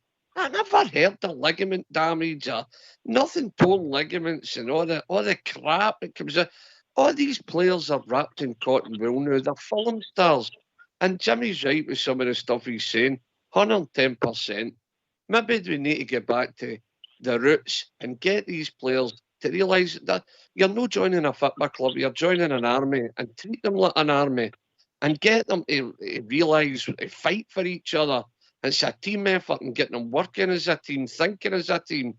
I just think we've got a bunch of individuals, as Jimmy said, collecting a wage every week, and it's all about their agents and everything else. And I'm a tradition man. I like to keep traditions, and I see some of them slipping away at Ibrox and all, and that's down to the guys that's running the club. For top to bottom, we probably need to get back to basics, and I agree with a lot of what Jimmy said there. Aye, Albert, your thoughts? Aye, Jimmy's right. I mean, it's I've said it a lot. Is that they're spoiled. They look to me, the boys up there are just all spoiled. They don't look to get the drive to kick on and be a top Rangers player. They just don't, mate. And it's ridiculous. That's how we're going out and buying, bringing players in to supplement our B team and our under 18s and things like that. Because the quality's not there. And it's the people that are bringing these boys to the club, not the ones that, like the boy for AC Milan and that. It's the boys that are already there, like you're loud. Who's bringing these boys? Their attitude is crap. It's just crap. I don't know if they get the attitude after they get to Auchenhowie Youth Centre, or they actually got that. That is their mentality, because it's something, as somebody's already pointed out, it's not right. There's something not right here, mate. It needs to be addressed, and it has been like this for years and years and years. But there you go. Will we ever sort it? I don't think we will. To me, Auchenhowie's a complete waste of time. Right, well, at the moment then, they've just went 2-1 up about 5 minutes ago, Albert, so we're beating Clyde 2-1 in the Challenge Cup. Callum Burnside scored. We'll get the 11 in the first team then. There's 5 minutes to go plus injury time, so we'll maybe get to see the next round. Blue Star, what do you think is Raskin? What do you think we can get? Again, when we brought him in at first along with Cantwell, he looked as if he had a wee bit about him. He looked as if he could gel the kind of midfield. He kind of done a bit of running about. And again, he started picking up injuries. I just think the overall thing with the whole club, especially with the mass majority of the so-called first team players that we've got, the amount of injuries, I just think they're far, far too weak. I go back to the bit with Steve with the steel. I just don't see it in our whole team at all. And I just think, a bit like what Jimmy's saying, they're too mamby-pamby. I mean, that's nonsense. They can only play for 20 minutes here and there. What's a pre-season for? You might pick up the odd bad injury. We all know that. But nobody what we're getting. And we come into this season and Cortez didn't even last half a game. I just don't get it, guys. I don't get it. There's something badly wrong with the training methods. I get the bit certain players can pick up bad injuries, but the amount we're still getting. I mean, there's Yilmaz last night, and he has never gotten a sustained run. He was the same last season. He would get 4 or 5 games and then he was out injured. And it's happening with them all. Even Big Sterling. The best run we had in the whole team was when Sterling was in midfield and we won 6 games in the trot. He took him out, started fanning about with him out in the right, left back, outside left. He's never an outside right or an outside left. He'll never be able to play that. He doesn't have the engine that way. He'll try and bust forward, but he's not a tav. He's never going to be a tav. He's made a defender. But in midfield, at least he had a bit of steel, a bit of brawn, and a lot of other players were free to get near him.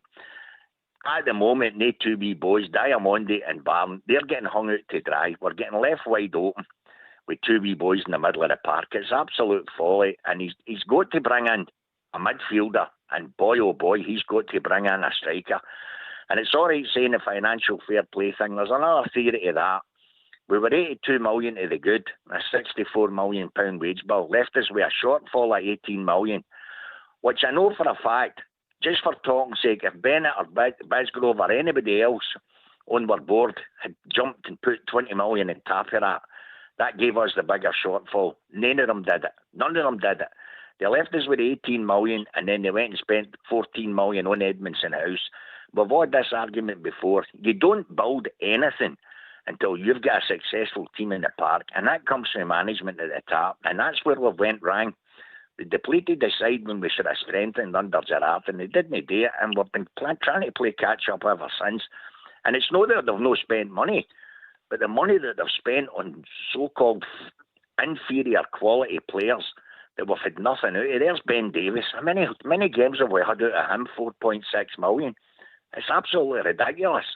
And now the problem you've got is, and this guy's taking the can for it simply because he can't get players in because they can't get players out the door.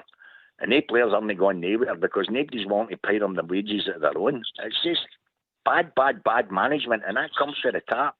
And it's all going to change because this guy's not going to forget this nonsense you've got for a year. Not the present circumstances, you want nowhere near it. We lose another couple of games. You know what will happen with our fans, and it will. There's no getting away from it. So you think he's going to get 4 years no matter what? No, he won't. And neither will any other manager for that matter. So, all right, I'll cut across you now because we'll get somebody in, Blue Star. Sorry for cutting across you, but we'll get Smurf in, I think. Smurf, are you there, pal? I am here. How you doing, guys? You all right? We've got a bit of a full house tonight, so if you want to make your point. Well, my point is that I disagree with Blue Star. I get the sentiment of what he's saying, but he is. Clement will not go anywhere. The simple reason being, whoever replaces him is going to want a budget that just isn't there. The budget's not there. But where he's 100% correct, the executive at Rangers are a basket case. Off the pitch, we're a basket case. That's a fact, right? And it needs real leadership. Since Ted King's left, the club's been a basket case, in my opinion. On the pitch, we're a basket case but that's by design. We cleared our decks to reduce the wage bill, to get Deadwood away so we could get younger players in. And that's going to be a painful experience. I mean, Rangers are fighting for second place with Hearts. That's where I'm at with that. Celtic are miles in front of us. There's no way we'll win that league. They'll win it by 20 points, that's my opinion, unless we get off a dozen players in. It's not going to happen. And I just think that it's time for change at boardroom level. And if anybody wants to argue that point, feel free. But, you've got Steel in China, guys getting a sack, people bolting to Saudi Arabia, places a basket case off the pitch, and it needs to be fixed. And if anyone, I'm not suggesting that there's throngs of people, billionaires waiting to join, buy Rangers and invest, but the way that Rangers are going to need to close the gap in Celtic is because it's required by financial fair play. We just can't compete with them. They turn over 40 million a year more than we do. So their entire football operations budget is equivalent to our turnover. They can spend what we turn over on the football operation. That's how far in front they are. So we need a bigger stadium. There's 15,000 fans apparently on a season ticket waiting list. Infrastructure needs to be built to meet that demand. as well as what Clement started today, which is clear the decks, get young guys in so we can sell them on for a profit. We're stuck with Clement whether we want him or no. I do want him, and I think we should be grateful we've got him, because a lot of other guys were just a shorter bolt and done a runner, because, you know, in May, he says in May, we had a conversation in May, and the situation isn't what he was first led to believe. So they've hoodwinked him and all, and I think it's time for regime change. Well, listen, we've got millionaires and whatnot on the board, Smurf, but it comes down to we've got to get our turnover up as well. You know, you've got to get sponsorship, and you've got to do it, you know, the way everybody, we've been under scrutiny for a while, for the last number of seasons at times, as we know. But I mean, we've got probably people on the board that could easily come up. Stuart Gibson's quite successful in what he does and all that. You've obviously got the boy in Hong Kong and stuff like that, Greg Taylor and that, and we've got Halstead and the American businessman who's seemingly going to introduce somebody into the fold to seem like somebody else will be coming on the board, whether it'll be in the next 4 to 6 months, to bring in new ideas, new investment. So there's probably things out there that might be happening and we're no privy. Before we start building Ibrox, mate, I think we should finish this section for the disabled and that, which we're planning today, and hopefully it'll be fixed as soon as possible. Stevie, what's your thoughts, mate? What Smurf was saying?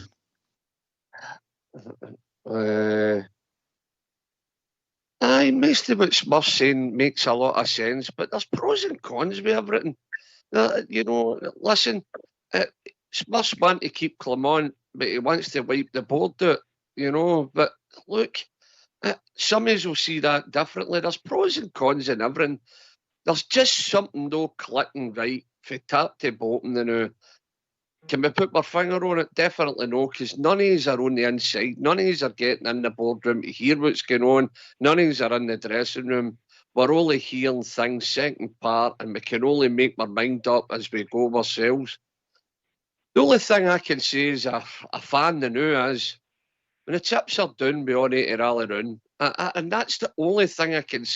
We could argue the point morning, noon and night about board members not putting money in, and financial, the fair play thing, and players no pulling their weight and faking injury, and Clement stuck between a rock and a hard place, and Ibrox says they finished. You keep going and on and on.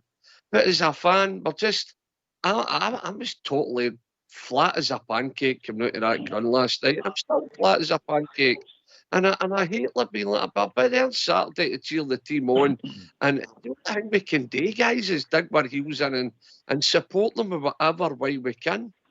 But that the day with that boy, that financial boy, and looking into his background and all that, and calling the Rangers fans Huns and all this. Come on, man. We're looking for a wee bit of... Oh, I mean, that's just fun, blow par, big time. Somebody's head should roll for that in my book. You know, and I don't like to see anybody lose their job, but that's unforgivable, man. Unforgivable with what's going on in our club now. And seeing that, and that just makes you think, man, you're looking to the heavens. But guys, win, lose or draw, I'll be there. And I hope at some point after we get everything after just in the next few days, we realise the only thing we can do is draw a line, dig our heels in, and just try and get behind Big Phil. Because, look, I don't want rid of him, but I want him to start seeing where he's making these mistakes. I want him to change things, try a plan B. You know, I just simple things. But look, that's where I'm on everything, and I'll be there on Saturday, and we just need to dig our heels in the terraces and help them with whatever way we can. Time to unite, big man. Can I just come in? I need to go and see it, my mum. I've got somebody just waiting. I've got a new caller in. It's a first time right, caller. Thanks for taking my call. Right, Bluestar, I appreciate you phoning in, mate. Thanks very much. All right. Cheers, guys. Thanks. Right. Are you there, Richard? Yes, I am. As you say, I'm a first-time caller. I'd just like to put a couple of facts across.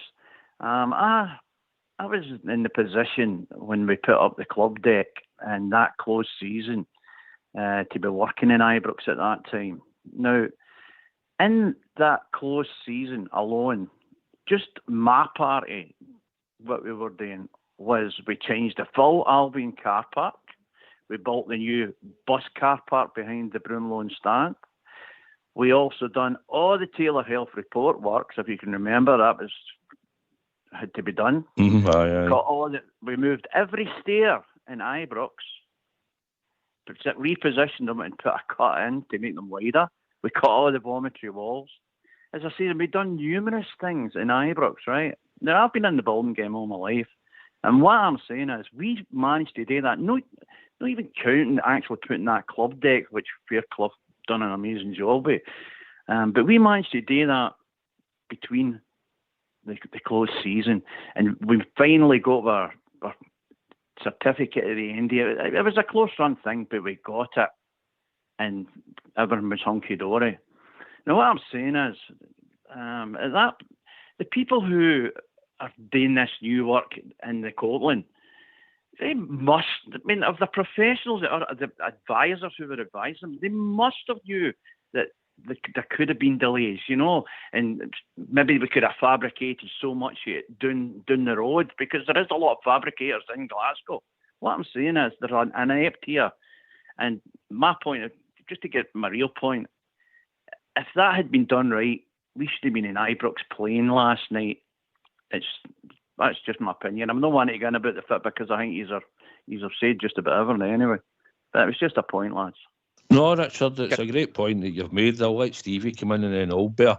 Aye, when you say that, I mean, we've done that club deck in that space of time. See, it was all done in the closed season. Aye. See, to be honest, Richard, see, when I heard that they were doing the work and they were going to start just after the season finished and it was going to be ready for the start of August, I'm on the building trade, right?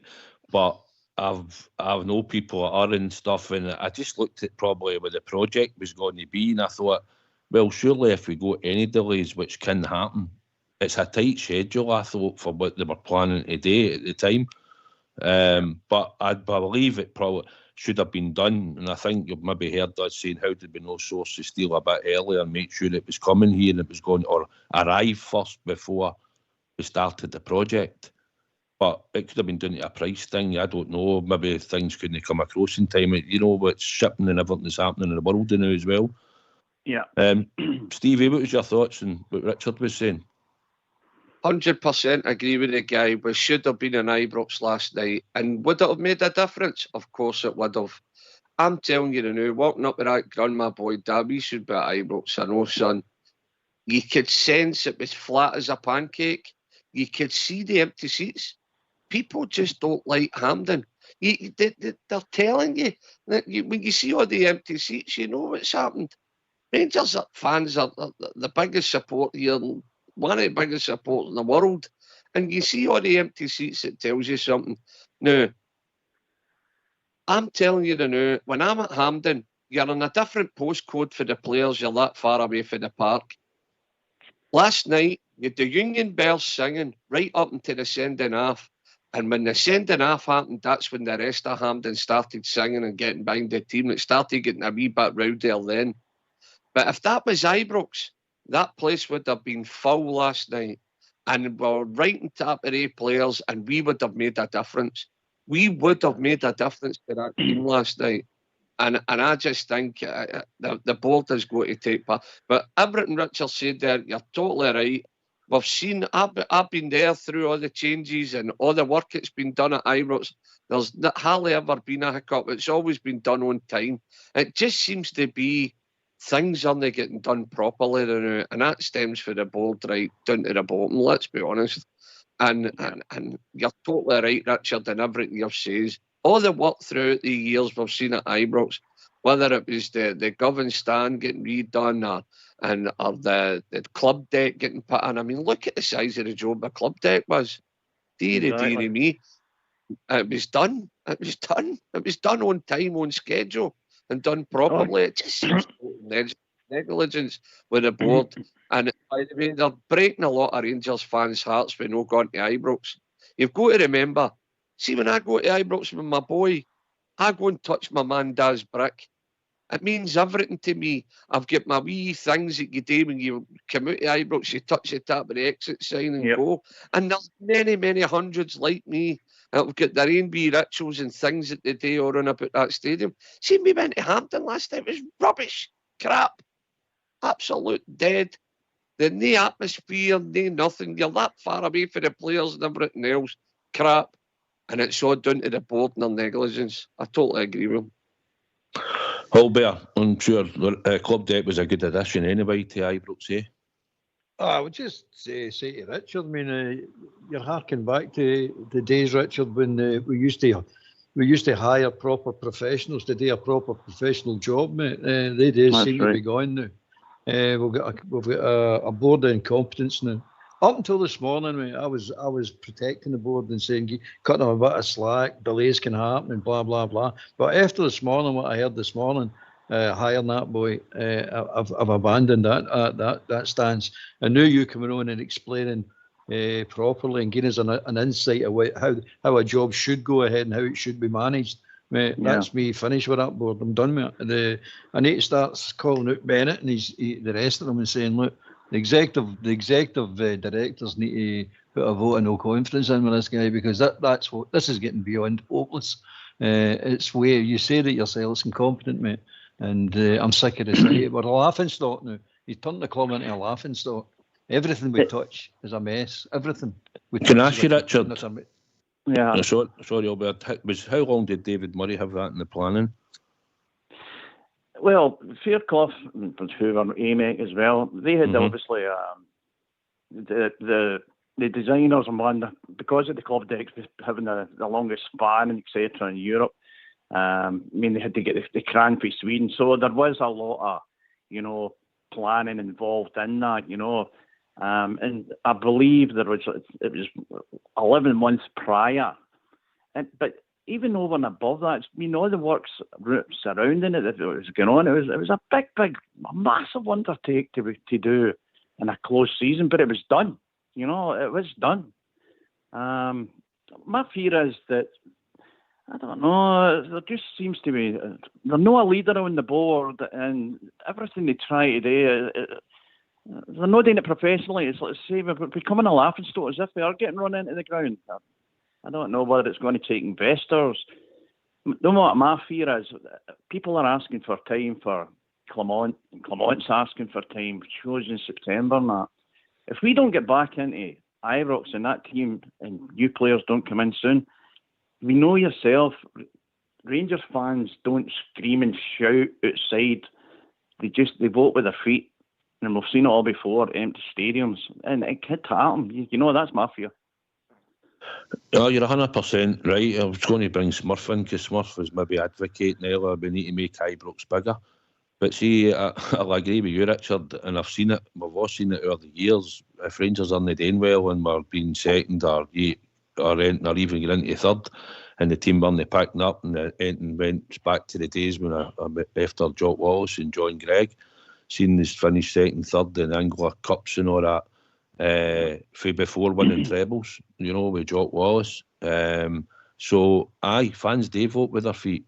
We don't normally go standing outside. Obviously, White was a different kettle of fish, but normally vote with their feet. And then, so you sit an extra 15,000, 20,000 on Smurf, there's a waiting list, but no successful. Qualify that point. I'll come in and qualify that point. There's three ways Rangers are going to monetise the club. So let's just look at financial fair play. 2 seasons ago, it was kibosh for a sustainability model. Basically, they rebranded it because of the negative connotations. And last year, they brought in that you could only spend 90% of your budget, your turnover on players. This year, or your football operation. This year, it's 80%.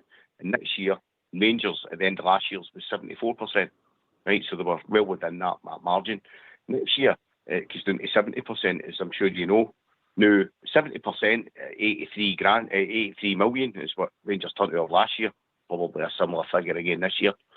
It's a lot less than 70% 120 million, which Celtic turned out. So you turn out to close that gap. There's 3 ways of doing it. Get in the Champions League. Well, we've not done that. the player trading model. Well, Clement's cleared the decks. He's now going to get the youth in, but there's no money. And the other way of doing it is supply and demand. And there's a demand, or there was a demand of excess 15,000 on a waiting list. So if you meet that demand, then obviously that puts at £500 a ticket times 15,000, I don't know, about £7.5 million quid. So there's £7.5 million a year, your 37 million deficit that you've got. So it's a chicken and the egg thing. It's a cyclic thing. It's a chicken and the egg thing. They've got to. You need to take a holistic approach. You can't do these things incrementally. They've got to look. They've got to come up with a plan. You do leadership. We real serious people who are going to put the money in, because the fans. You can't expect the fans to pay for it. The fans, the club's lucky it's still there. So you're 100. Listen, I think you're 100% correct. I'm an advocate for making Rangers Stadium bigger, because I honestly believe we could easily put another 15,000 in there every Saturday, especially if we're doing well. But if you say it's a chicken egg syndrome, how do we carry out that process? Because to enlarge the stadium, we first need to do what we're doing now, shut it down. You know what I mean? And unless there's serious planning goes into that, and a time scale that can't be broken goes into that, you see all the kind of points it needs to be right, so that it keeps the club on a financial footing. About your higher knowledge, I know nothing about the built-in trade. It's no my thing. But all I'm saying is, I just know that it's needed. We're miles and miles and miles after them. Miles after them, and money counts for everything. They can spend what we turn now every year on their football operation. That's how far behind we are. And what we've got to do is close the gap financially. And there's three ways of doing it that I can see. I'm just an ordinary fella. There's probably more. One of them is larger stadium, because there was a demand. I get that things only going well and that demand might wane, but the demand was there, so they should have met it. You can reduce the wage bill like we're doing, Smurf. You can reduce the wage bill. You can reduce the wage bill like we're doing as well. Aye, you can do that, aye. And what you can also do is you can qualify for the Champions League. You can get your player training model right. And because of a lack of leadership, since Dave King's left that board and Stephen Gerrard's left that club, right? And I don't know who said it earlier. It was Gerrard's team that Gio took to the European final. That was 100% correct. The King-Gerrard relationship, since that's when, Rangers have been doing the tubes. That's my opinion. And I'd like to see somebody coming in. I'd like to see regime change. And I don't mean the odd investors out. I'm not saying, some lunatic like Ashley coming in. What I'm trying to say is they're obviously intelligent, serious businessmen. You know what I mean? They're all multi-millionaires and billionaires. But the club needs investment. And financial fair play does not restrict investment in infrastructure. They might just not want to do it. And if they don't want to do it, that's fine. If somebody else comes along, and I get that, they're not going to be 20 on the number 36 bus that are going to come in and want to spend billions in Rangers. But if anybody comes in and they're a serious person and they're credible, I think they've got to listen. Because there's no leadership. Bennett needs sacked. Get rid of him. I want him out. I'll say it right now. I want the man out, because it's a basket case. He's taking our place as a basket case. Sack him. Simple as that. That happens in any other job, doesn't it? I think he's too cool for some of the mistakes that have been made. I mean, let's not be kidded. Beale probably got the keys because we didn't have a football, and we didn't even have a director of football in at the time. And then we probably looked at Beale and thought, oh well, he signed Cantwell and he signed Raskin. They've done quite well for 6 months. And then somebody said, right, we can probably go and let him buy players. And let's be honest, he spent a few quid on players that we let him go, and some will work and some haven't. And we've got the previous manager and Gio. Gio, well, put it this way, we've got Beale signed Dessers, Danilo, right? and then we gave Gio to bring in Yilmaz, Davis, Lawrence, Matondo, Cantwell and Hadji and Tav. If you look at what they probably cost us a week in wages and look at what we're getting back in return, Tav's probably been slightly harsher on him, but at the same time, he's commanding a hefty wage and he's probably a bit wear and tear and his form's dropped off. But when you look at all the players and the money that the board shipped to for the belief in whatever manager was there at the time for the players. So we can criticise the board for a lot of things, but they have gave money out to get these players. Whether they've worked or not, and that is another thing. So I don't know what your thoughts are on it, Stevie. Listen, there's no two ways about it. The board's fought took money, but they've given it to the wrong people and they've wasted it. Like, daft things like giving Tav and Golson an extra 4-year contracts and all this. That was Ross Wilson, but he had the power because he was the director of football. The board are entrusting him, isn't they, to do the job? Of course, yeah. Look, no every football club. All football clubs are going to make mistakes and they're not always going to get it right. Granted, but there's just far too much complacency. The basics at Ibrox, it's the basics we're looking for, and they can't even do that right. They can't build things in time. They can't. Honestly, it's just one thing after the other. Recruitment. I mean, whether it's guys' financial side or whether it's player, we're just not getting things right. And we need to ask ourselves why we're not getting this right, and we're getting the right people in. We need to stop, draw a line and think and start again. That's just how I see it, no? And see, to listen to all you bears tonight, every single one of us, we're all coming up with good points about the Rangers, and you can hear it in all our voices. We're all breaking our hearts and disappointed. Ask yourself the question, how many of the players last night are sitting like us tonight, breaking our hearts, moaning about and groaning? And honestly, how many of the players that played last night are sitting like us, gutted, absolute gutted? Be honest. That's the problem. I want to feel that we have a connection with a team. I want basics, back to fighting for the jersey. Anyway, that's what's wrong. That's what's wrong, Stevie. And I'll bring Albert in quickly because we're getting near the end, and I'll bring Richard back in, Smurf, hopefully. That's the thing. Players don't have that. Well, young players will. Maybe Connor Barron being a blue nose and that will have that bit in them, the same as Ryan Jack had it in them and McGregor and all that. But players are coming now and they don't. You only hope that when they come here, they pick up learning that everybody wants to beat you and you need to stand up and fight and play for the manager because he brought you here. And if we're successful, that will demand it. And hopefully certain players will. You've got to demand to be the best every day in training. You've got to set the standards, and players have got to drive those standards, and that's what you've got to do. And unfortunately, some of that have been missing. We've lost the professionalism since Stevie G left, in my opinion. Albert. Oh, we've done that, mate. There's no doubt about that. But to answer Stevie's point, you're never going to get the players to feel the way we feel, mate. They're professional football players. What goes through their mind is one injury, by the way, can kill their career. That's what they're thinking. So they're going to maximise how much they earn just in case that injury comes about. That's what they think, mate. Make as much money as possible in a short career. That's their priority, and I don't blame them. What they can do for us, but is play well. That's what we look for. Just play well on the park. That's what we're looking to do. I'm not asking anybody to kiss the badge or run about saying I'm hot and all this.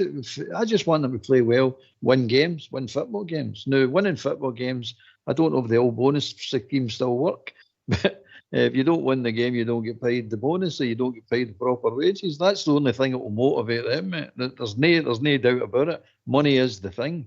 Now, like, Matondo is a good example. He's not the only one, but he's a good example. That wee guy's just happy to sit in that bench, mate. Quite happy. In fact, he's even happy to sit in the stand and collect his 24 grand, 26 grand, whatever it is he's getting paid a week. He's not interested in playing football, mate. And there's a few like that. They're not interested. Davis, another one, not interested, mate. They're just, that's us bringing players in with ridiculous wages and letting them just basically bleed the club dry.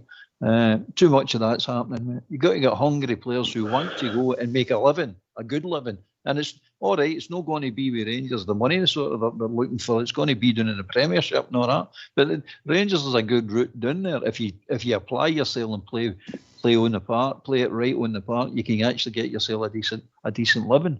But don't get them at Rangers. It's pointless, mate, because you just take all their ambition away. I mean, there's that wee guy, Matondo. He's sitting there. He's getting over £100,000 a month, doing absolutely nothing. Roof was the same. Jack was at the end up. Barisic. It goes on and goes on and goes on, mate. There's tons of them, and it's millions and millions of pounds we're wasting on people that are not interested because we've took all the drive out of them by overpaying them. Now we've come up with the idea we have to overpay them to get to Ibrox. Well, if that's the case, they shouldn't be there. You don't want them. You want people that's hungry for their own career, hungry to get on in life, hungry to make the big bucks down south where that idiot Premier League lives, where they pay out three-legged dogs and everything out there, mate. They're just bonkers down there, totally bonkers. In my opinion, they've ruined the game. But that's the players that we bring in need to be hungry. That's what you're looking for, mate. And they'll do a turn on the part for you. As for kissing badges, I don't go for it, mate. Talking about hungry, look to you're right there. You'll see Fox. He's going red in the face and waving his horns. He's shouting, "Time up, time up." Anyway, talk about time up. Rangers scored a last-minute goal. Alex Lowry. So 3-2 to the famous Glasgow Rangers tonight in the Challenge Cup for the B team. So that'll get us into the next round. So hopefully me, you and Stevie will get to that one. Maybe doing it Greenock would be preferable. Anyway, Smurf, thanks for phoning in. Do you want to say one last comments before I wind the show up, because we're out of time as it is? I would just like to encourage people to keep behind the manager. He seems to have a kind of plan in place, and he's got to let him try and execute it, give him time, just like they gave Stevie G. Anyway, good night. Thanks, mate. Thanks for phoning in. I appreciate it, and you're welcome anytime to phone in during the week. Just on that note, I'd like to thank Jock who phoned in tonight, Joan, Jimmy, Blue Star, Smurf and Richard, who was a first-time caller, who done a bit of work on the club deck and gave us a wee insight into that. It was good to hear him on. Feel free to phone in anytime, Richard. Stevie. Thanks for having us. Brilliant. You're my wingman, mate. And I love talking about the Rangers to you. We're at something back of the bus in the stadium, we're on here. And it's been great being on with Old Bear, man. And I just wanted to say a wee quick thank you to the Union Bears. The display was excellent last night. And if there's any applications going, I know I've been the oldest Union Bear there, but I'll try and do it. You could add in another musician and, you'll get in for that. Something different. I need to do something different. I'm just broken-hearted with my team and my club. I hate it all. Listen to all my Bears, getting each other, and I like to keep things in the house. And listen, just stick with the team, get behind Clement. So we can do, boys. No surrender. Here we go. And the UB, brilliant. Albert. Good to be on yourself, Stevie. He's right. We're all down at the moment, mate. But we've come through worse, mate. We'll get through it. Not a problem. Next time I meet you, Stevie, the pies are on me, pal. That'll cost you a few. I've been saving up. No, listen, it's been a bit different tonight. I think I've just let everybody have a bit of a wee rant and a wee talk. No, it doesn't go as long as that, but I thought it flowed all right tonight. So for anybody out there, I hope you've enjoyed it. I'd like to thank you two and all. It's been a pleasure to do the show tonight and have you two on the show. So I'd like to thank you for helping us out tonight. I've really appreciated it.